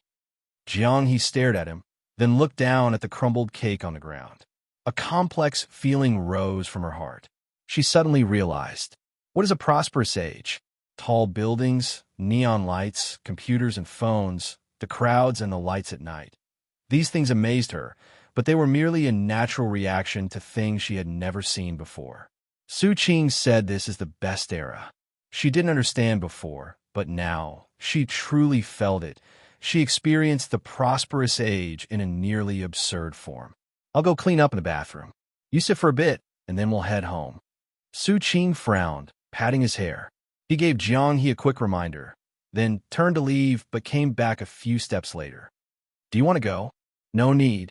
Jiang He shook her head and picked a clean spot to sit, watching the people in front of the screen scream into the microphone, wondering what they were thinking. "Hey, beautiful. Is Chinga leaving you here alone?" After a moment, a voice came from the side. Jiang He glanced at him but didn't respond. Xu Qing had said this person was disgusting and that she shouldn't talk to him. This clean one, you weren't playing with him just now? Liangzi looked at her, surprised. He reached up to grab a bit of cream from his shoulder and tried to smear it on her. "Here, let me give you some." Jiang He dodged, coldly watching him. "What are you doing? Everyone's dirty. You're so clean, it's not good. Come on." Liangzi reached out again, but was once more avoided by Jiang He. He gave up and smeared the cream on the sofa beside them, laughing. Just kidding. What's your name? I don't want to talk to you. Jiang He frowned and sat down in a different spot. Why don't you want to talk to me? Jiang He remained silent. What? Liang Zi asked with interest. He didn't need to be told. He was sure Xu Qing had told her something. Once she said what Xu Qing said, then he could, with ring above O. Because you're disgusting. Jiang He looked at him in disgust and finally understood why Xu Qing said this person was disgusting. She had said she didn't want to talk, yet he kept coming over and bothering her. Disgusting? Qingzi taught you to say that, right? Liang Zi smirked and sat down next to her. Let me tell you. Seeing his actions, Jiang He coldly said, "Get lost." Liang Zi froze for a moment, then laughed angrily. I'm giving you face. What did you say? Jiang He's brows twitched. I said, who's giving you face? Xu Qing's face was wet, and he stepped between the two, almost pressing against Liang Zi. Liang Zi instinctively took a step back, looked at him with a smile, and was about to speak when he saw Xu Qing had no intention of talking to him. He turned to Jiang He and asked, what happened? He cursed at me. Jiang He said expressionlessly, glancing at Liang Zi. She added, and tried to touch my face. If Xu Qing hadn't returned, this guy would already be on the floor. You really know how to cause trouble. Xu Qing chuckled. I wouldn't even dare. Take off my glasses. What? Liang Zi frowned. Then, a sharp pain hit his abdomen, and he instinctively hunched over. Trouble. Xu Qing threw another punch into his stomach. Giving you face. Another punch. Hey, what the hell is going on? Noticing the commotion, Wang Zhijun rushed over, tugging but not able to pull them apart. He directly shoved his way between them, separating them, and shouted toward the door. Turn on the lights. Don't sing yet. I'll go. Wang Zhijun was shoved aside by Xu Qing, and then the lights turned on. Liang Zi swung his fists randomly, hitting Xu Qing's face and head. Xu Qing simply squinted, throwing punch after punch into his stomach. Talking nonsense. Looking for trouble. Touching. This punch didn't land because Jiang He, who had somehow gotten up, grabbed him. Xu Qing felt a huge force, pulling him away. Just as he was about to ask, he saw Liang Zi spit out. Sensing the hand that had been pulling him loosen, Xu Qing didn't rush to thank her. He kicked Liang Zi, who was coughing and hunched over, sending him crashing to the ground. Stop fighting. Wang Zhijun ran over and held Xu Qing tightly. What's going on? What is this? He just touched my girlfriend's face. Xu Qing turned to look at him. Are you going to let go? Wang Zhijun looked at Liang Zi, who was struggling on the floor and felt like a sheep in a stampede. He decisively let go of Xu Qing. F***CK. Now he just wanted to slap himself. Why did he have to bring them together like this? Some people who had come over to help Liang Zi, seeing that Wang Zhijun had let go, watched as Xu Qing walked over. The helpers immediately stepped back, retreating to the side to watch the scene unfold. Wang Zhijun, who was supposed to be in charge, didn't care. He just watched the drama unfold. And honestly, the violence in the scene was quite exciting. Bang! Bang! Xu Qing continued kicking, seeing that Liang Zi was just holding his head and not trying to get up before stopping. Feeling the warmth of blood at his nose, he wiped it, took some tissue, and glanced around, giving Jiang He a warning with his eyes. You're really asking for trouble. Xu Qing spat, wiped his nose, and looked at Wang Zhijun. You want a couple of kicks too? You're the one who caused this mess. I like to kick you. Wang Zhijun waved his hand to the others watching. Disperse, everyone go on. We'll hang out another day. This situation is messed up. A few moments later, only Xu Qing and his group of 5 remained in the private room. Wang Zhijun's girlfriend was sitting in the corner, watching the show. Can you get up? If you can, let's continue. If not, I'll leave. Xu Qing spoke with a muffled voice, still holding his nose. He tore open some new tissues and shoved them into his nostrils. He watched Wang Zhijun help Liang Zi up and waited for him to respond. One fight should be enough to quiet him down for a while. Liang Zi gasped, glaring at Xu Qing, wanting to get back at him, but feeling too weak to do so. He was conflicted inside. Why fight more? Are you all right, Liang Zi? Wang Jijun was annoyed and decided never to let these two interact again. Fortunately, his girlfriend went out, and she hadn't had time to feed them alcohol. Otherwise, things would have been even messier. After a short break, Xu Qing replaced the tissues in his nose and looked at Liang Zi, saying, "If you're not going to fight, then I'm going home." He paused, pointing at Liang Zi. "Next time, don't talk nonsense. If you have an issue, solve it now. Don't say I didn't give you a chance." Before Liang Zi could respond, there was a knock at the door. Wang Jijun frowned and told his girlfriend to open the door. "We receive a report saying there was a fight here." Two people in police uniforms stood at the door, looking inside. Xu Qing's heart sank, and when he saw who it was, he froze. Mouse! Qin Hao looked at the messy room and was also stunned. Qin Hao was completely confused. When he received the address, he had joked with old Gu, saying that he often came here with friends and might even run into someone familiar. Well, it happened. You guys. He scanned the environment inside. Xu Qing had 2 balls of tissue stuck up his nose. Half his face was covered in blood, and Liang Zi looked like a mess, with cake and vomit smeared all over him. Qin Hao couldn't help but grin. "Really having fun, huh? Do you know them?" Old Gu asked. "Too well." Qin Hao shook his head and entered, kicking a piece of packaging that was at the door. "What happened?" "We were singing, got too excited, fell a couple of times, and someone thought we were fighting and called the cops. See, this is what happens." Wang Zijun laughed casually as he walked over and winked at Qin Hao. "Damn, you're on duty? That outfit looks good on you." "Of course," Qin Hao said, his face serious as he whispered, then cleared his throat. "I didn't ask you. You two, what happened?" "Exactly what he said." Xu Qing shrugged, covering his nose as he took a few steps, seemingly carelessly blocking Jiang He behind him. "You weren't fighting?" Old Gu pulled out a notebook and started writing. Seeing the blood on Xu Qing's face, he instinctively thought Xu Qing was the victim. So he asked about this side first. As long as this side was okay, the one with glasses probably wasn't in trouble. "Show me your ID card." "Who brings an ID card to a birthday party?" Xu Qing pulled out the tissue in his nose to check if the bleeding had stopped. "Give me your ID number." 130682219.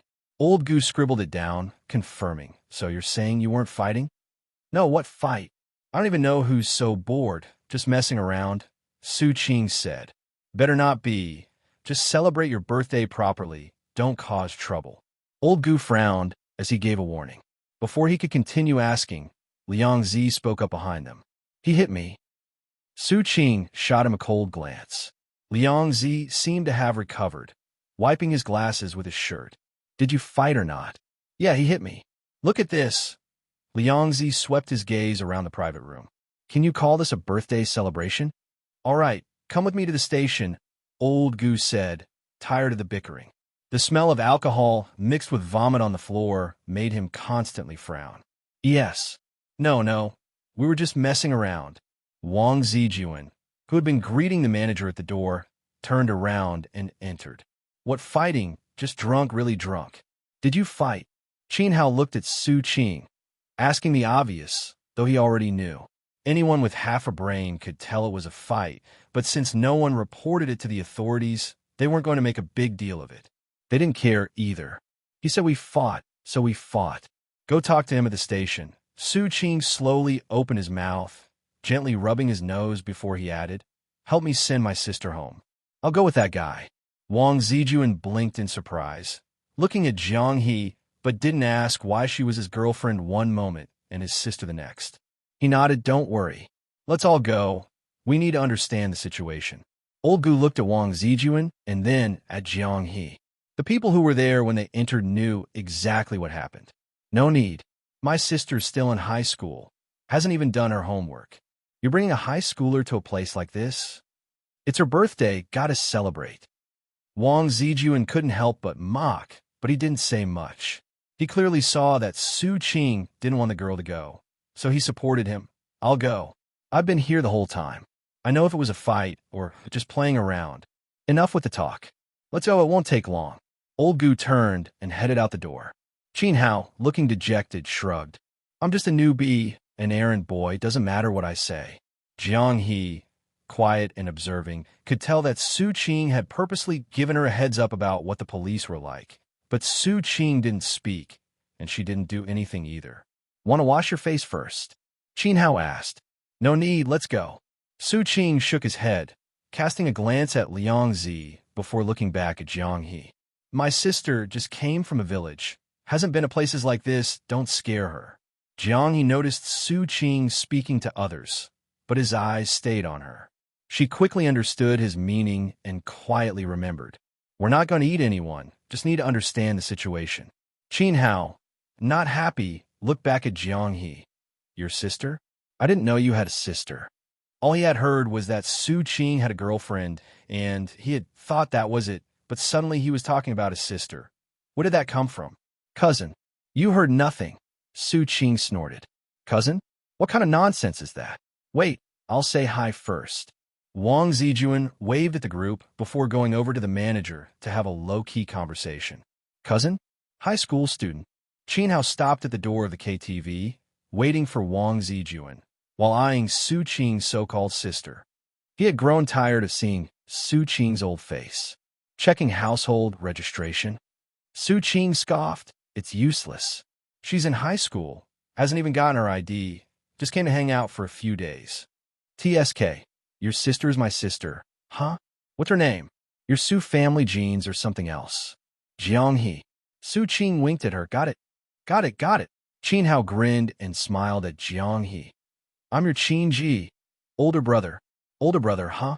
Don't scare her. You look so dark." "All right, let's go." Wang Zijuan finished greeting the KTV staff, stuffed his hands in his pockets, and walked over with his girlfriend. "You didn't come when called. Now that it's over, you're here to arrest someone." "Came for what? Fighting, getting in trouble?" Qin Hao glanced at Liang Zi, who was already waiting by the car. "What really happened?" "Damn, it's all my fault, all my fault." Wang Zijuan clicked his tongue and sighed. "Let's go, better resolve this quickly. Won't invite you next time." Jiang He quietly followed Xu Qing, listening to their conversation without speaking. The night was deep, and the starry sky was dazzling. The group got in the car, and the conversation stopped.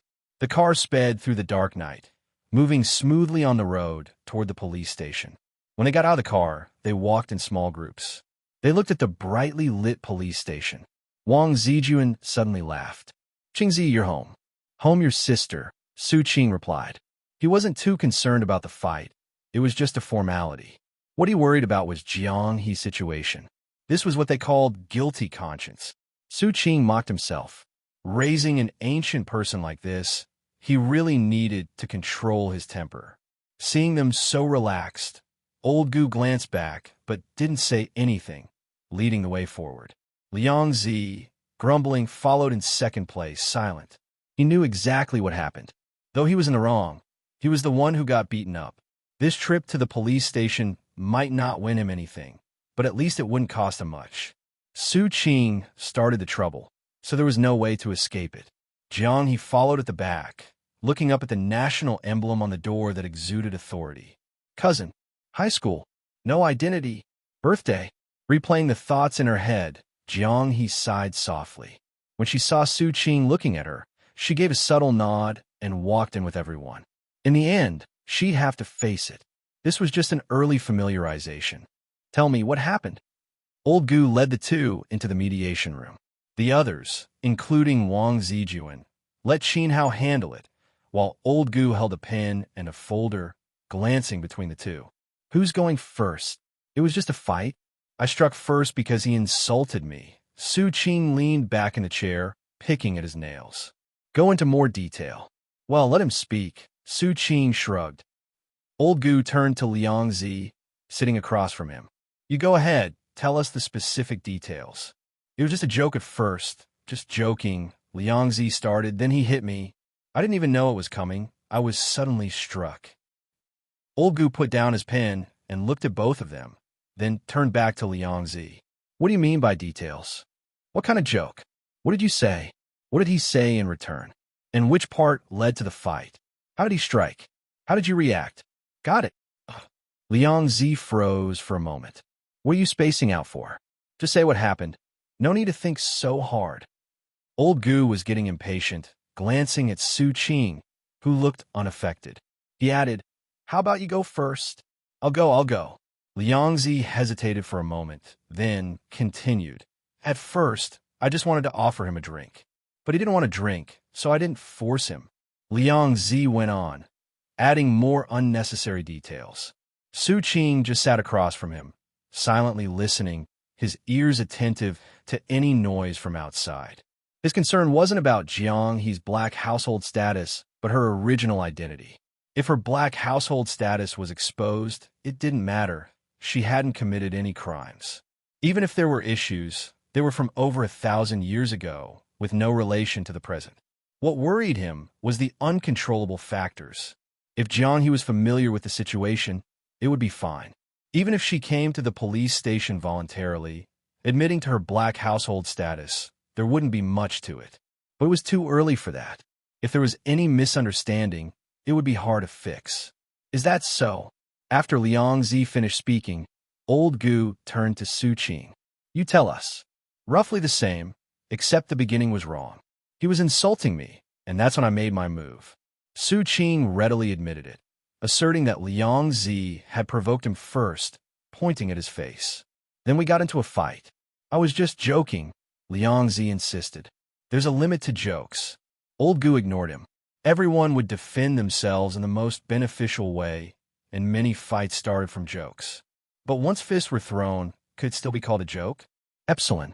Old Gu stood up and glanced at the door, where Qin had already finished. The two of them checked the statements.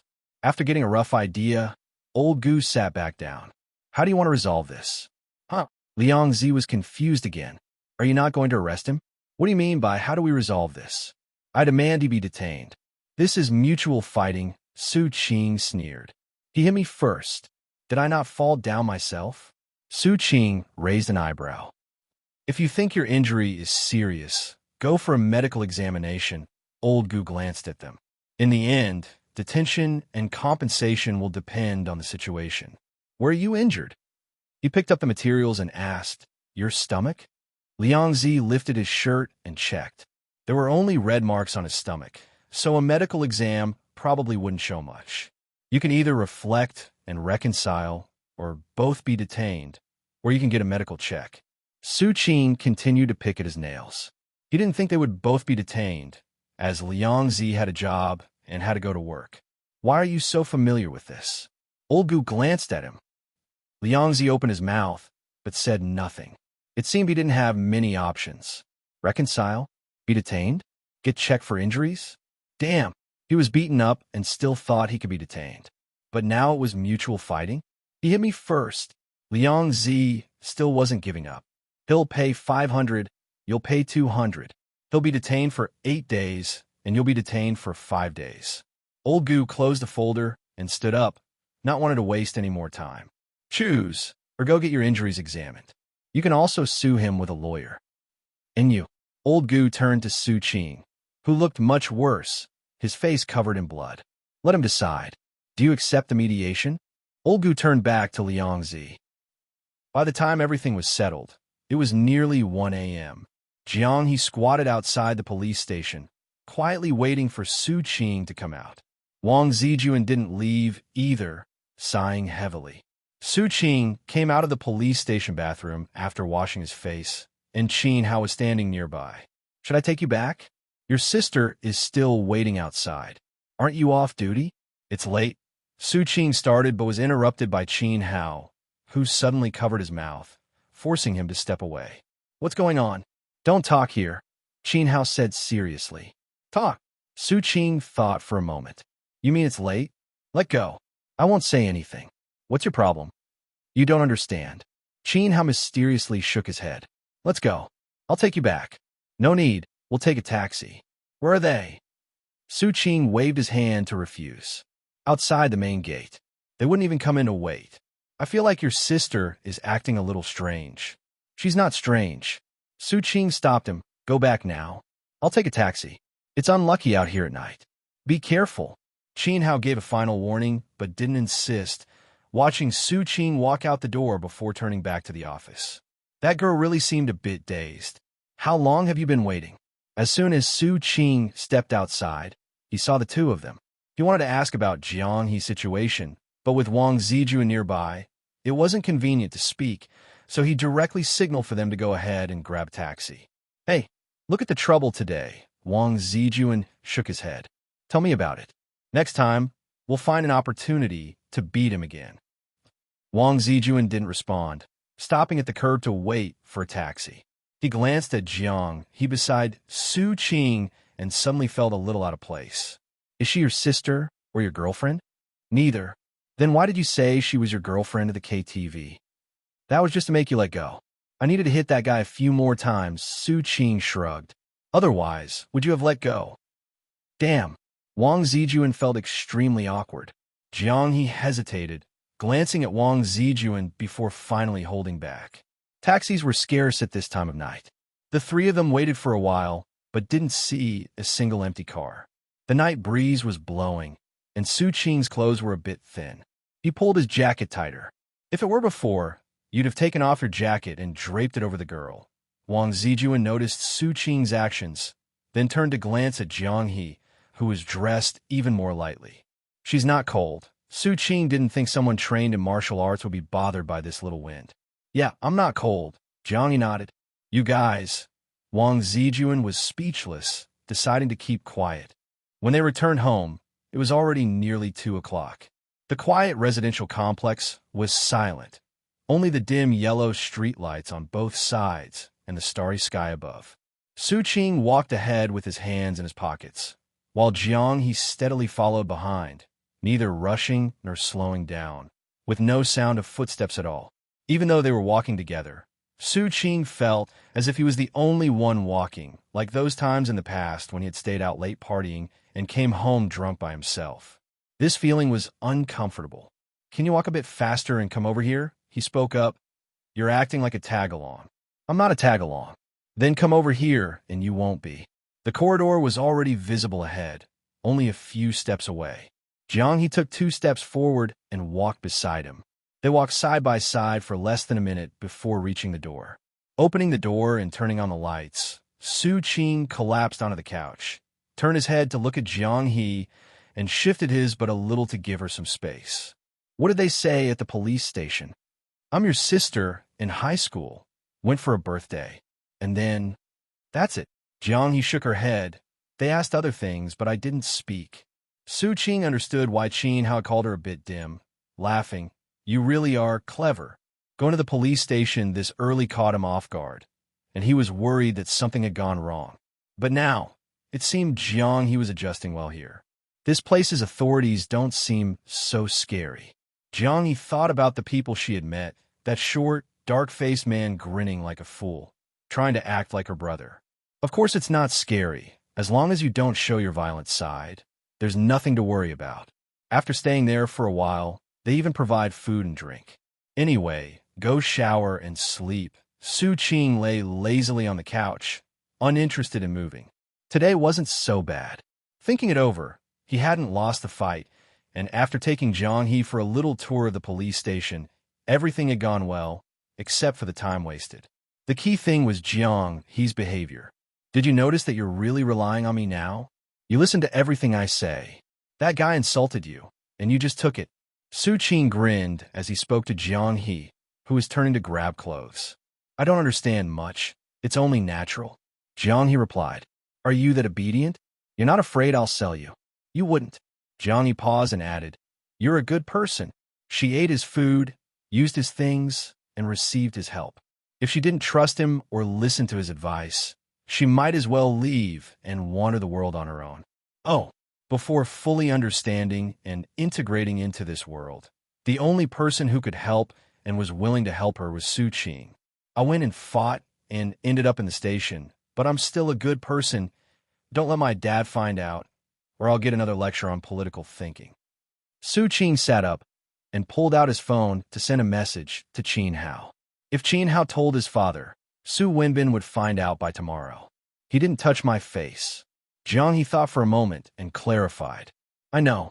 If he had touched you, you would have knocked him down. You wouldn't even be able to stand up. Xu Qing smirked.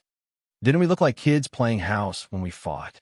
Xu Qing asked, scratching his nose. Jiang he didn't reply, but her expression made it clear. Was that even a fight? This is how it is here.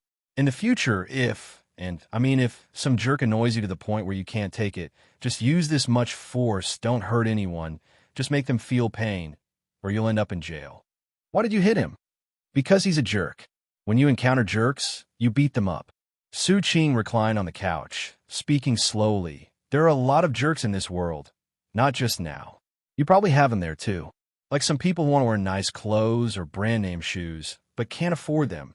And when they see you wearing them, they get upset and start giving you passive-aggressive comments. They only act like that to people they know. If it's someone way out of their league, they just accept it, thinking it's right for those people to be richer than them.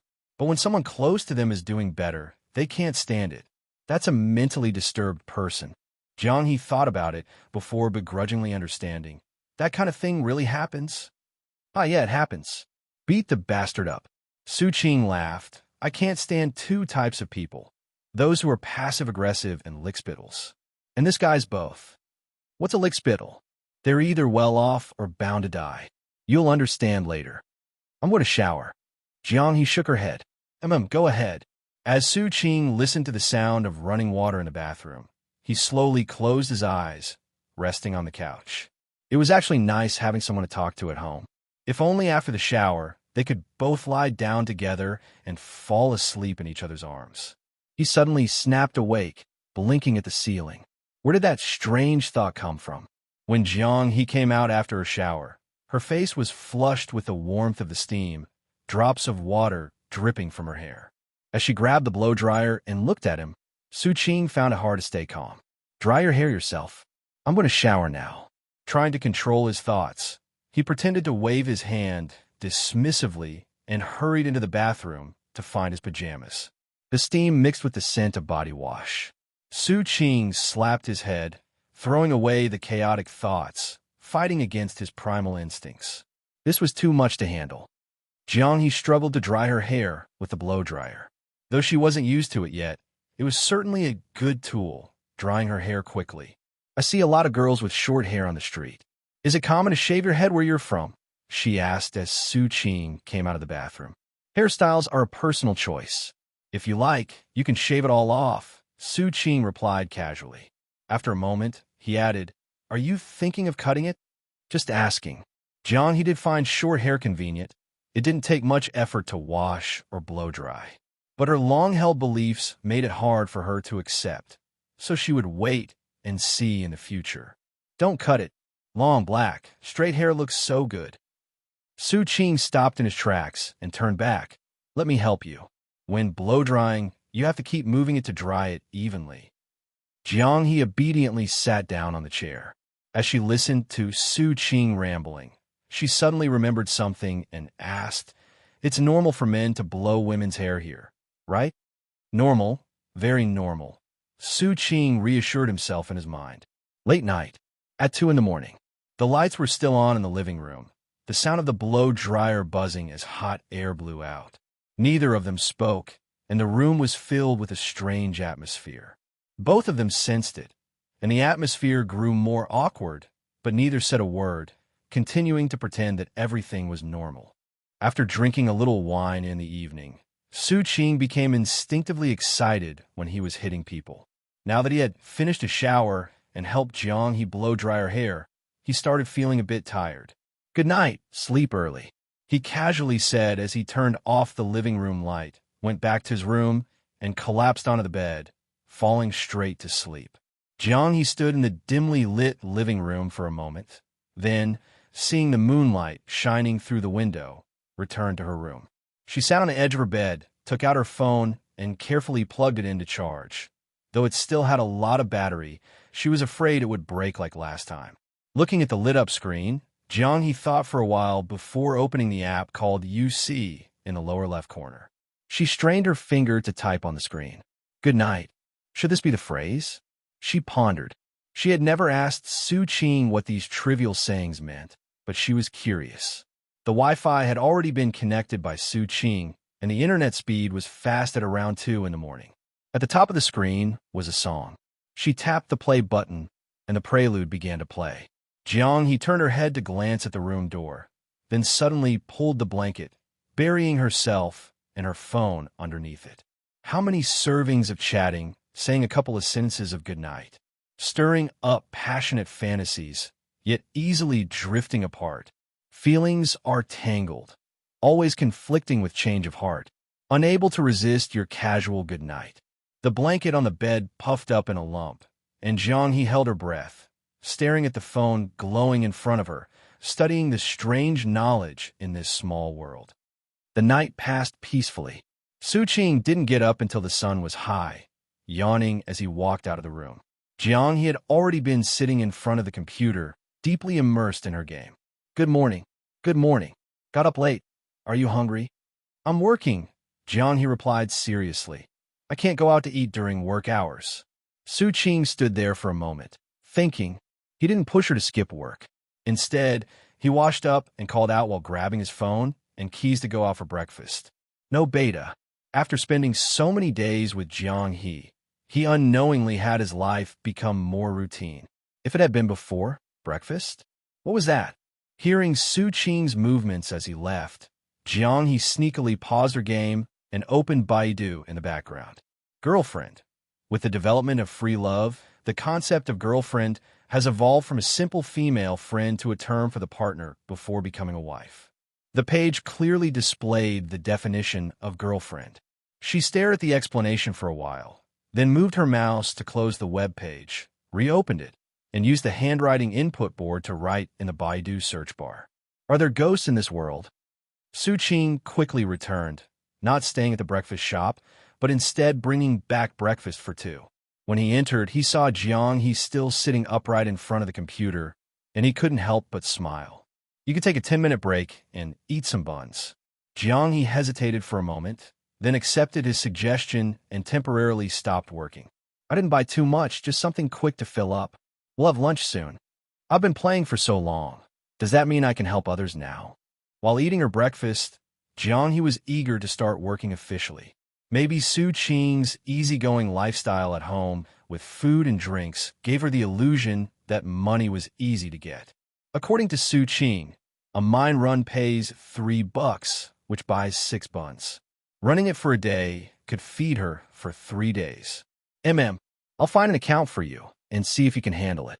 Xu Qing didn't pay much attention to Jiang He's game progress and casually replied. Anyway, playing the game was just to keep her busy so she wouldn't run around at night pretending to be a ghost or thinking of adventures. Once she understood this world, he would find her something more reliable to do. Making a living in this society is simple, yet difficult, depending on luck. At least that's how it was for Jiang He, who had no profession. Jiang He didn't know what Xu Qing was thinking. Hearing him agree, she focused on finishing her buns, pleasantly surprised whenever she bit into a meat bun or a vegetable one. After quickly finishing her portion, she grabbed some soy milk and drank it with satisfaction, sighing. The buns are really good. Xu Qing was puzzled by her sudden comment. It's not like it's your first time eating them. I think they're really good. Jiang He paused, then added, the cake from yesterday was also really good. Everything here tastes so good. Well, that's good. When's your birthday? I'll get a big cake, and you can eat it all by yourself. I don't know. Don't know your own birthday? Xu Qing asked, surprised. Xu Qing thought for a moment, then said, how about the day you came here? We can treat that as your birthday in this world. How about that? Okay. Jiang He didn't feel much about it, but she was a little pleased. So I can have that cake next year? Actually, you could have it today. Xu Qing looked at her, suddenly feeling complicated. It's just a cake. I'll buy another one tonight, and we can treat it as a celebration for this year. Hearing this, Jiang He swallowed, thinking for a moment before shaking her head. That's too extravagant. A delicious cake must be very expensive. It's not expensive, just wait and eat. Xu Qing finished his breakfast, wiped his hands, and sat down at the computer, logging into his gaming account that he hadn't used in a while, planning to give it to Jiang He as a test. If she could help with some boosting and make a few $100, that'd be good. At least when Jiang He was hungry, she could order food herself instead of starving because she felt too embarrassed to ask him for help. By the way, did you bring any copper coins with you? I remember during the Kaiyuan era, copper coins were mainly used, and silver was less common. If you have copper coins, they should be worth something. The older, the better. Thinking about money, Xu Qing suddenly recalled something he had realized when buying breakfast earlier. Regardless of whether they were antiques, copper coins should still be worth something. At worst, they could be buried for a few years. I don't have any. He shook her head, looking a little embarrassed. I don't have money. It's all managed by second boss. Silver coins, but no copper coins? Silver should be more expensive than copper, right? Xu Qing asked, puzzled. If the old man heard this, his worldview would probably shatter. The silver coins are sewn into the corners of my clothes by second boss, in case of emergencies. He didn't know what she was thinking, but her mood seemed to darken as she subconsciously fiddled with the corner of her clothes. There would be no one here to nag her and tuck money into the corners of her clothes anymore. Well, that's wrong, Xu Qing remarked sarcastically. It made sense now. Sewing a couple of copper coins was useless, but sewing silver coins would be more practical for emergencies. But who would have expected to be in this situation, far from home? How much silver would one copper coin be worth? That's the power of the times. In the golden autumn of October, the sunlight was warm and gentle. After finishing his shift, Qin rode his little electric scooter back home, leisurely swaying along the way. Neighbors greeted him warmly, and he couldn't help but feel a faint sense of being the community's guardian, a rookie, but a content one nonetheless. Dad! He unlocked the door with his key, glanced around, but didn't see his old man. Naturally, he headed to the kitchen to cook himself a bowl of noodles. Checking the fridge, he found 2 eggs, gave them a quick rinse, and tossed them into the pot. Although fried eggs were tasty, they always produced a layer of foam when boiled, so he preferred simply boiling them. About 10 minutes later, Qin was happily alternating between bites of garlic and noodles. Just then, Qin Maokai came in carrying a small puppy by the scruff of its neck. The little dog was silent, not making a sound. Where'd this dog come from? It's one of old Wang's Blackie's pups. Qin Maokai looked around, tore up a big cardboard box, placed the puppy inside, and said, "From now on, it's your job to train it. Make it like a police dog so I can take it on walks." How would I know how to train a dog? Aren't you a policeman? Can't you train police dogs? I'm a policeman, but I can't defuse bombs either. Qin Maokai thought for a moment. Well, if it's raised by a cop, it's a police dog. Qin didn't bother arguing. Did they really think a humble community officer like him could do everything? What's its name? It needs a powerful, majestic name. Let me think it over and look through the dictionary. Did you even look through a dictionary when naming me? Qin muttered under his breath, slurped some noodles, and then looked up. All right, I've got something to ask you. What is it? That guy Qingzi, does he have a cousin? I've been friends with him since we were kids and never heard about this. Qin Maokai paused, his hand mid-motion as he teased the puppy. Never heard of it. Why? Got your eye on someone's sister? No, just asking. Qin waved it off. The two families were very close. During holidays, they often gathered together. It was said that before he was even born, their fathers had joked about arranging a child marriage. But when Xu Qing was born, it turned out he was a boy. Then when Qin was born, surprise, another boy. The child marriage plan was off the table. Why are you asking about someone's sister out of the blue? I met a girl yesterday. Qingzi said she's his cousin. She's quite pretty, but a little strange. Qin couldn't quite pinpoint what fell off. It wasn't much of a big deal.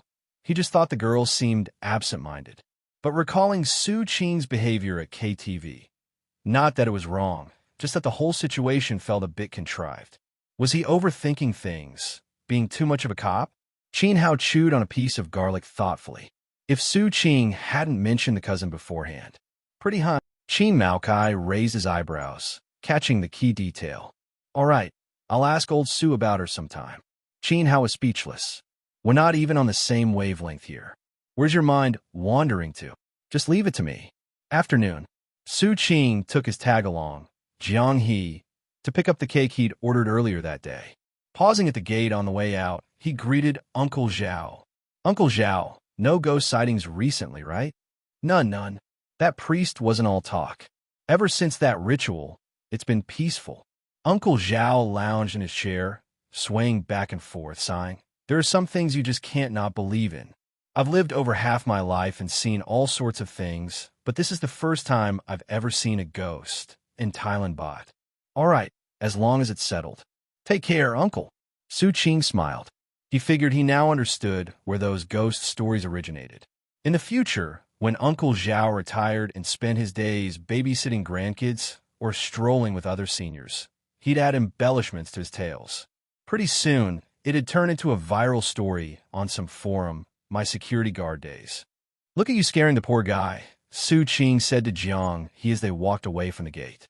However, hearing that the issue was resolved put him at ease. Jiang truly seemed to have stayed out of trouble, no longer sneaking out at night. It won't happen again. Jiang pursed her lips.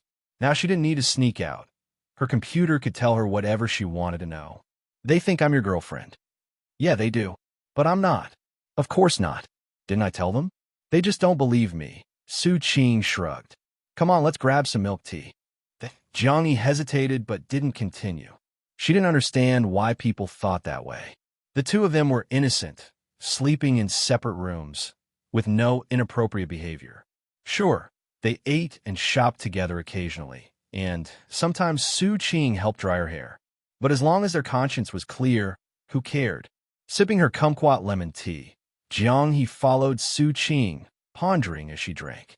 What do girlfriends usually do? We should avoid those things so people don't misunderstand.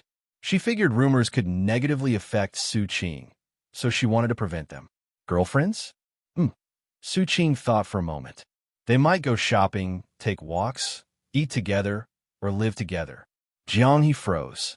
Oh, and drink milk tea together, Xu Qing added, noticing the cup in her hand. Then but you're an exception because of your unique situation. Normal rules don't apply to you. Really? Jiang asked uncertainly. She instinctively wanted to throw the milk tea away, but couldn't bear to part with it. Of course. Xu Qing nodded seriously. Then Jiang struggled for words before finally saying, we just have to keep a clear conscience. Exactly. We're both upright people. Nothing to worry about. Xu Qing agreed, turning to head to the cake shop. Jiang nodded vigorously, taking another sip of her milk tea. Clear conscience, it's that simple.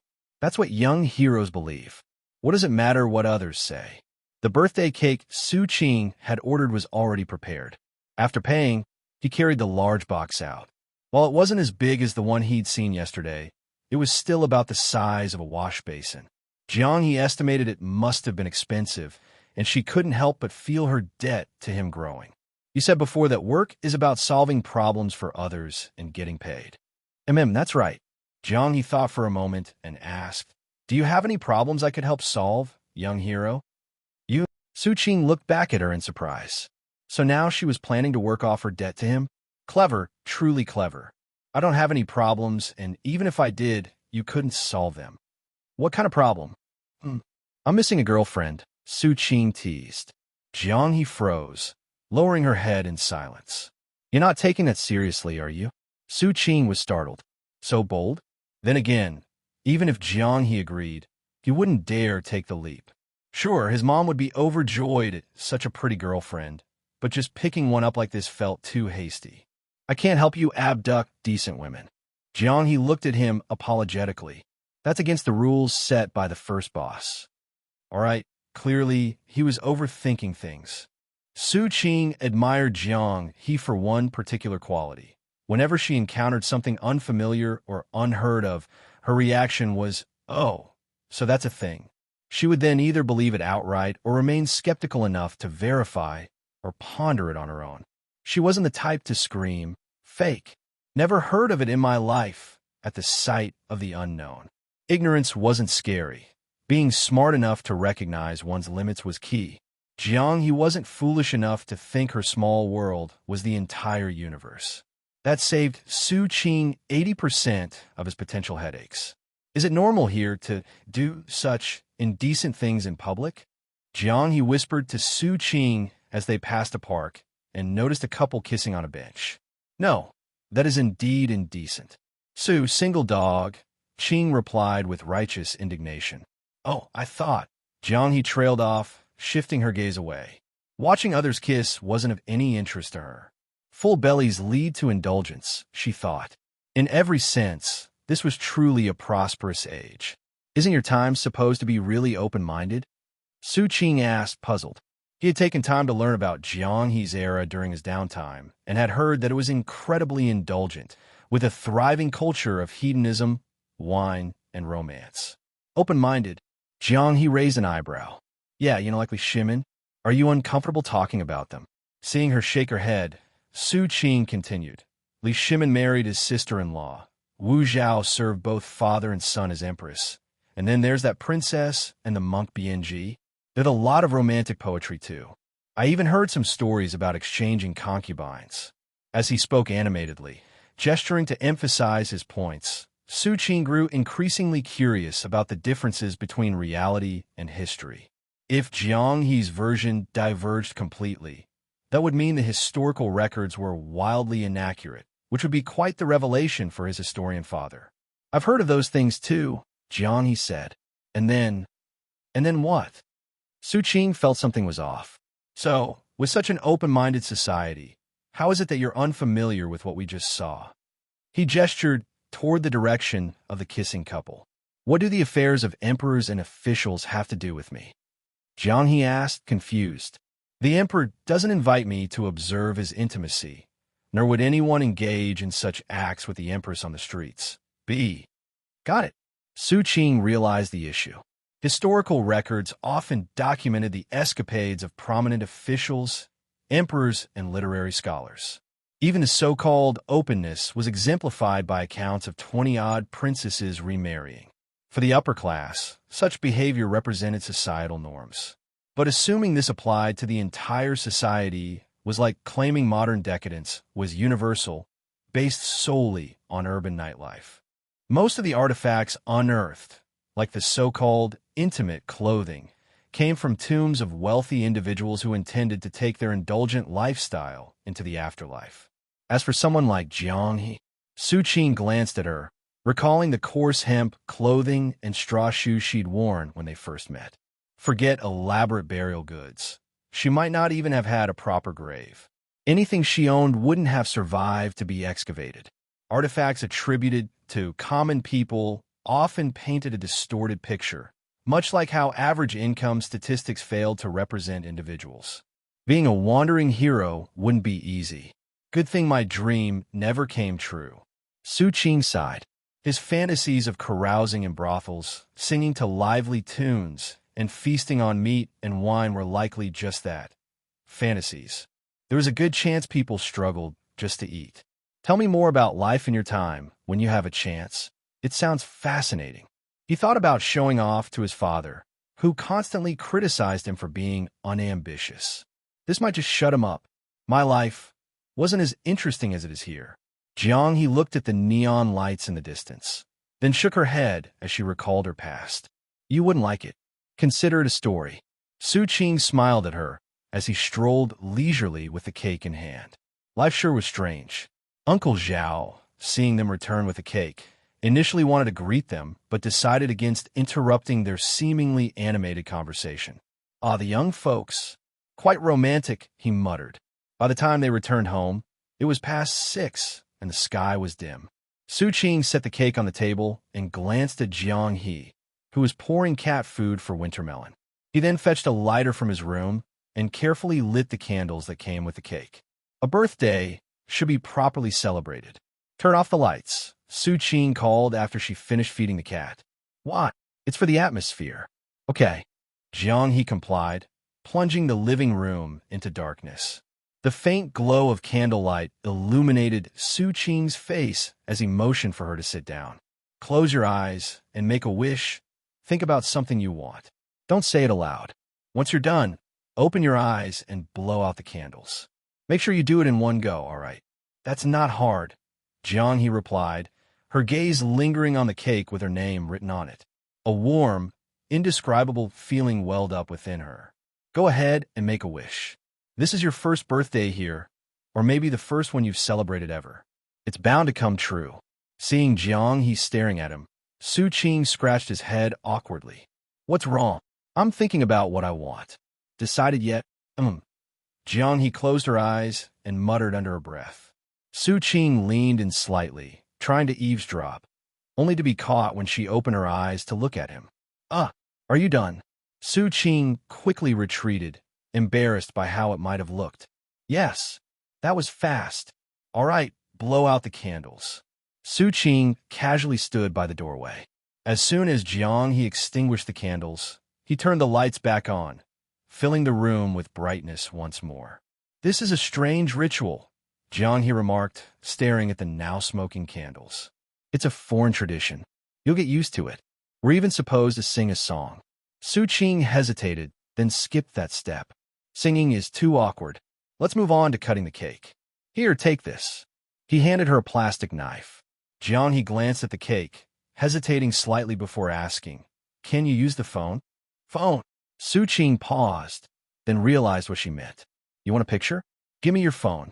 After snapping a photo of the cake, Jiang He carefully sliced into it, cutting out a piece with a delicate frosting flower and handing it to Xu Qing.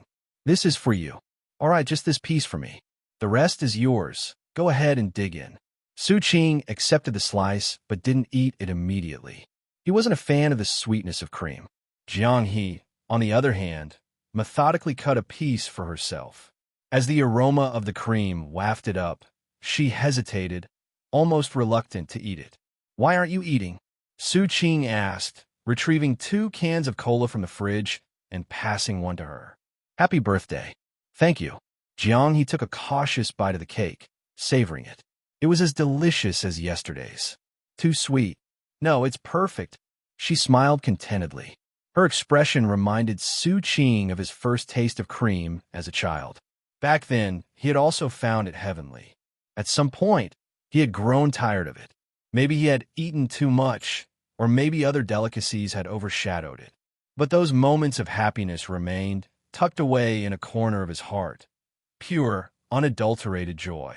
Here's to serendipity, Xu Qing said, raising his cola as if it were wine. Jiang He nodded, taking a sip of her drink and letting the bubbles tingle her tongue. To serendipity, in the bright light of the living room, Xu Qing and Jiang He sat across from each other, with the cake between them. Here's to this encounter across millennia. In the 4th year of Kai Yuan, a locust plague struck the Lu region. Thankfully, Master Yao worked tirelessly to eradicate the locusts and combat the disaster, preventing a tragedy where corpses would litter the fields and human flesh would be cheaper than a dog's. But a disaster is a disaster. It was during this time that second boss fled from Lu, wandering until she ended up in Gusu. Jiang He slowly chewed her cake, occasionally licking the cream from the corners of her mouth as she recounted the past to Xu Qing. She often said this was a prosperous era, and Master Yao was a saint. Oh, and in her room, she even enshrined a longevity plaque for him. Ever since she set it up, she's never had a full meal, no matter if the village was struggling or thriving.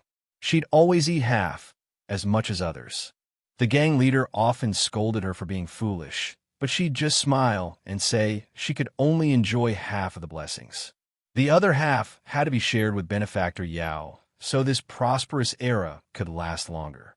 You guys are supposed to be from the martial world, right? Why would you worship a court official's longevity plaque? Xu Qing found it strange.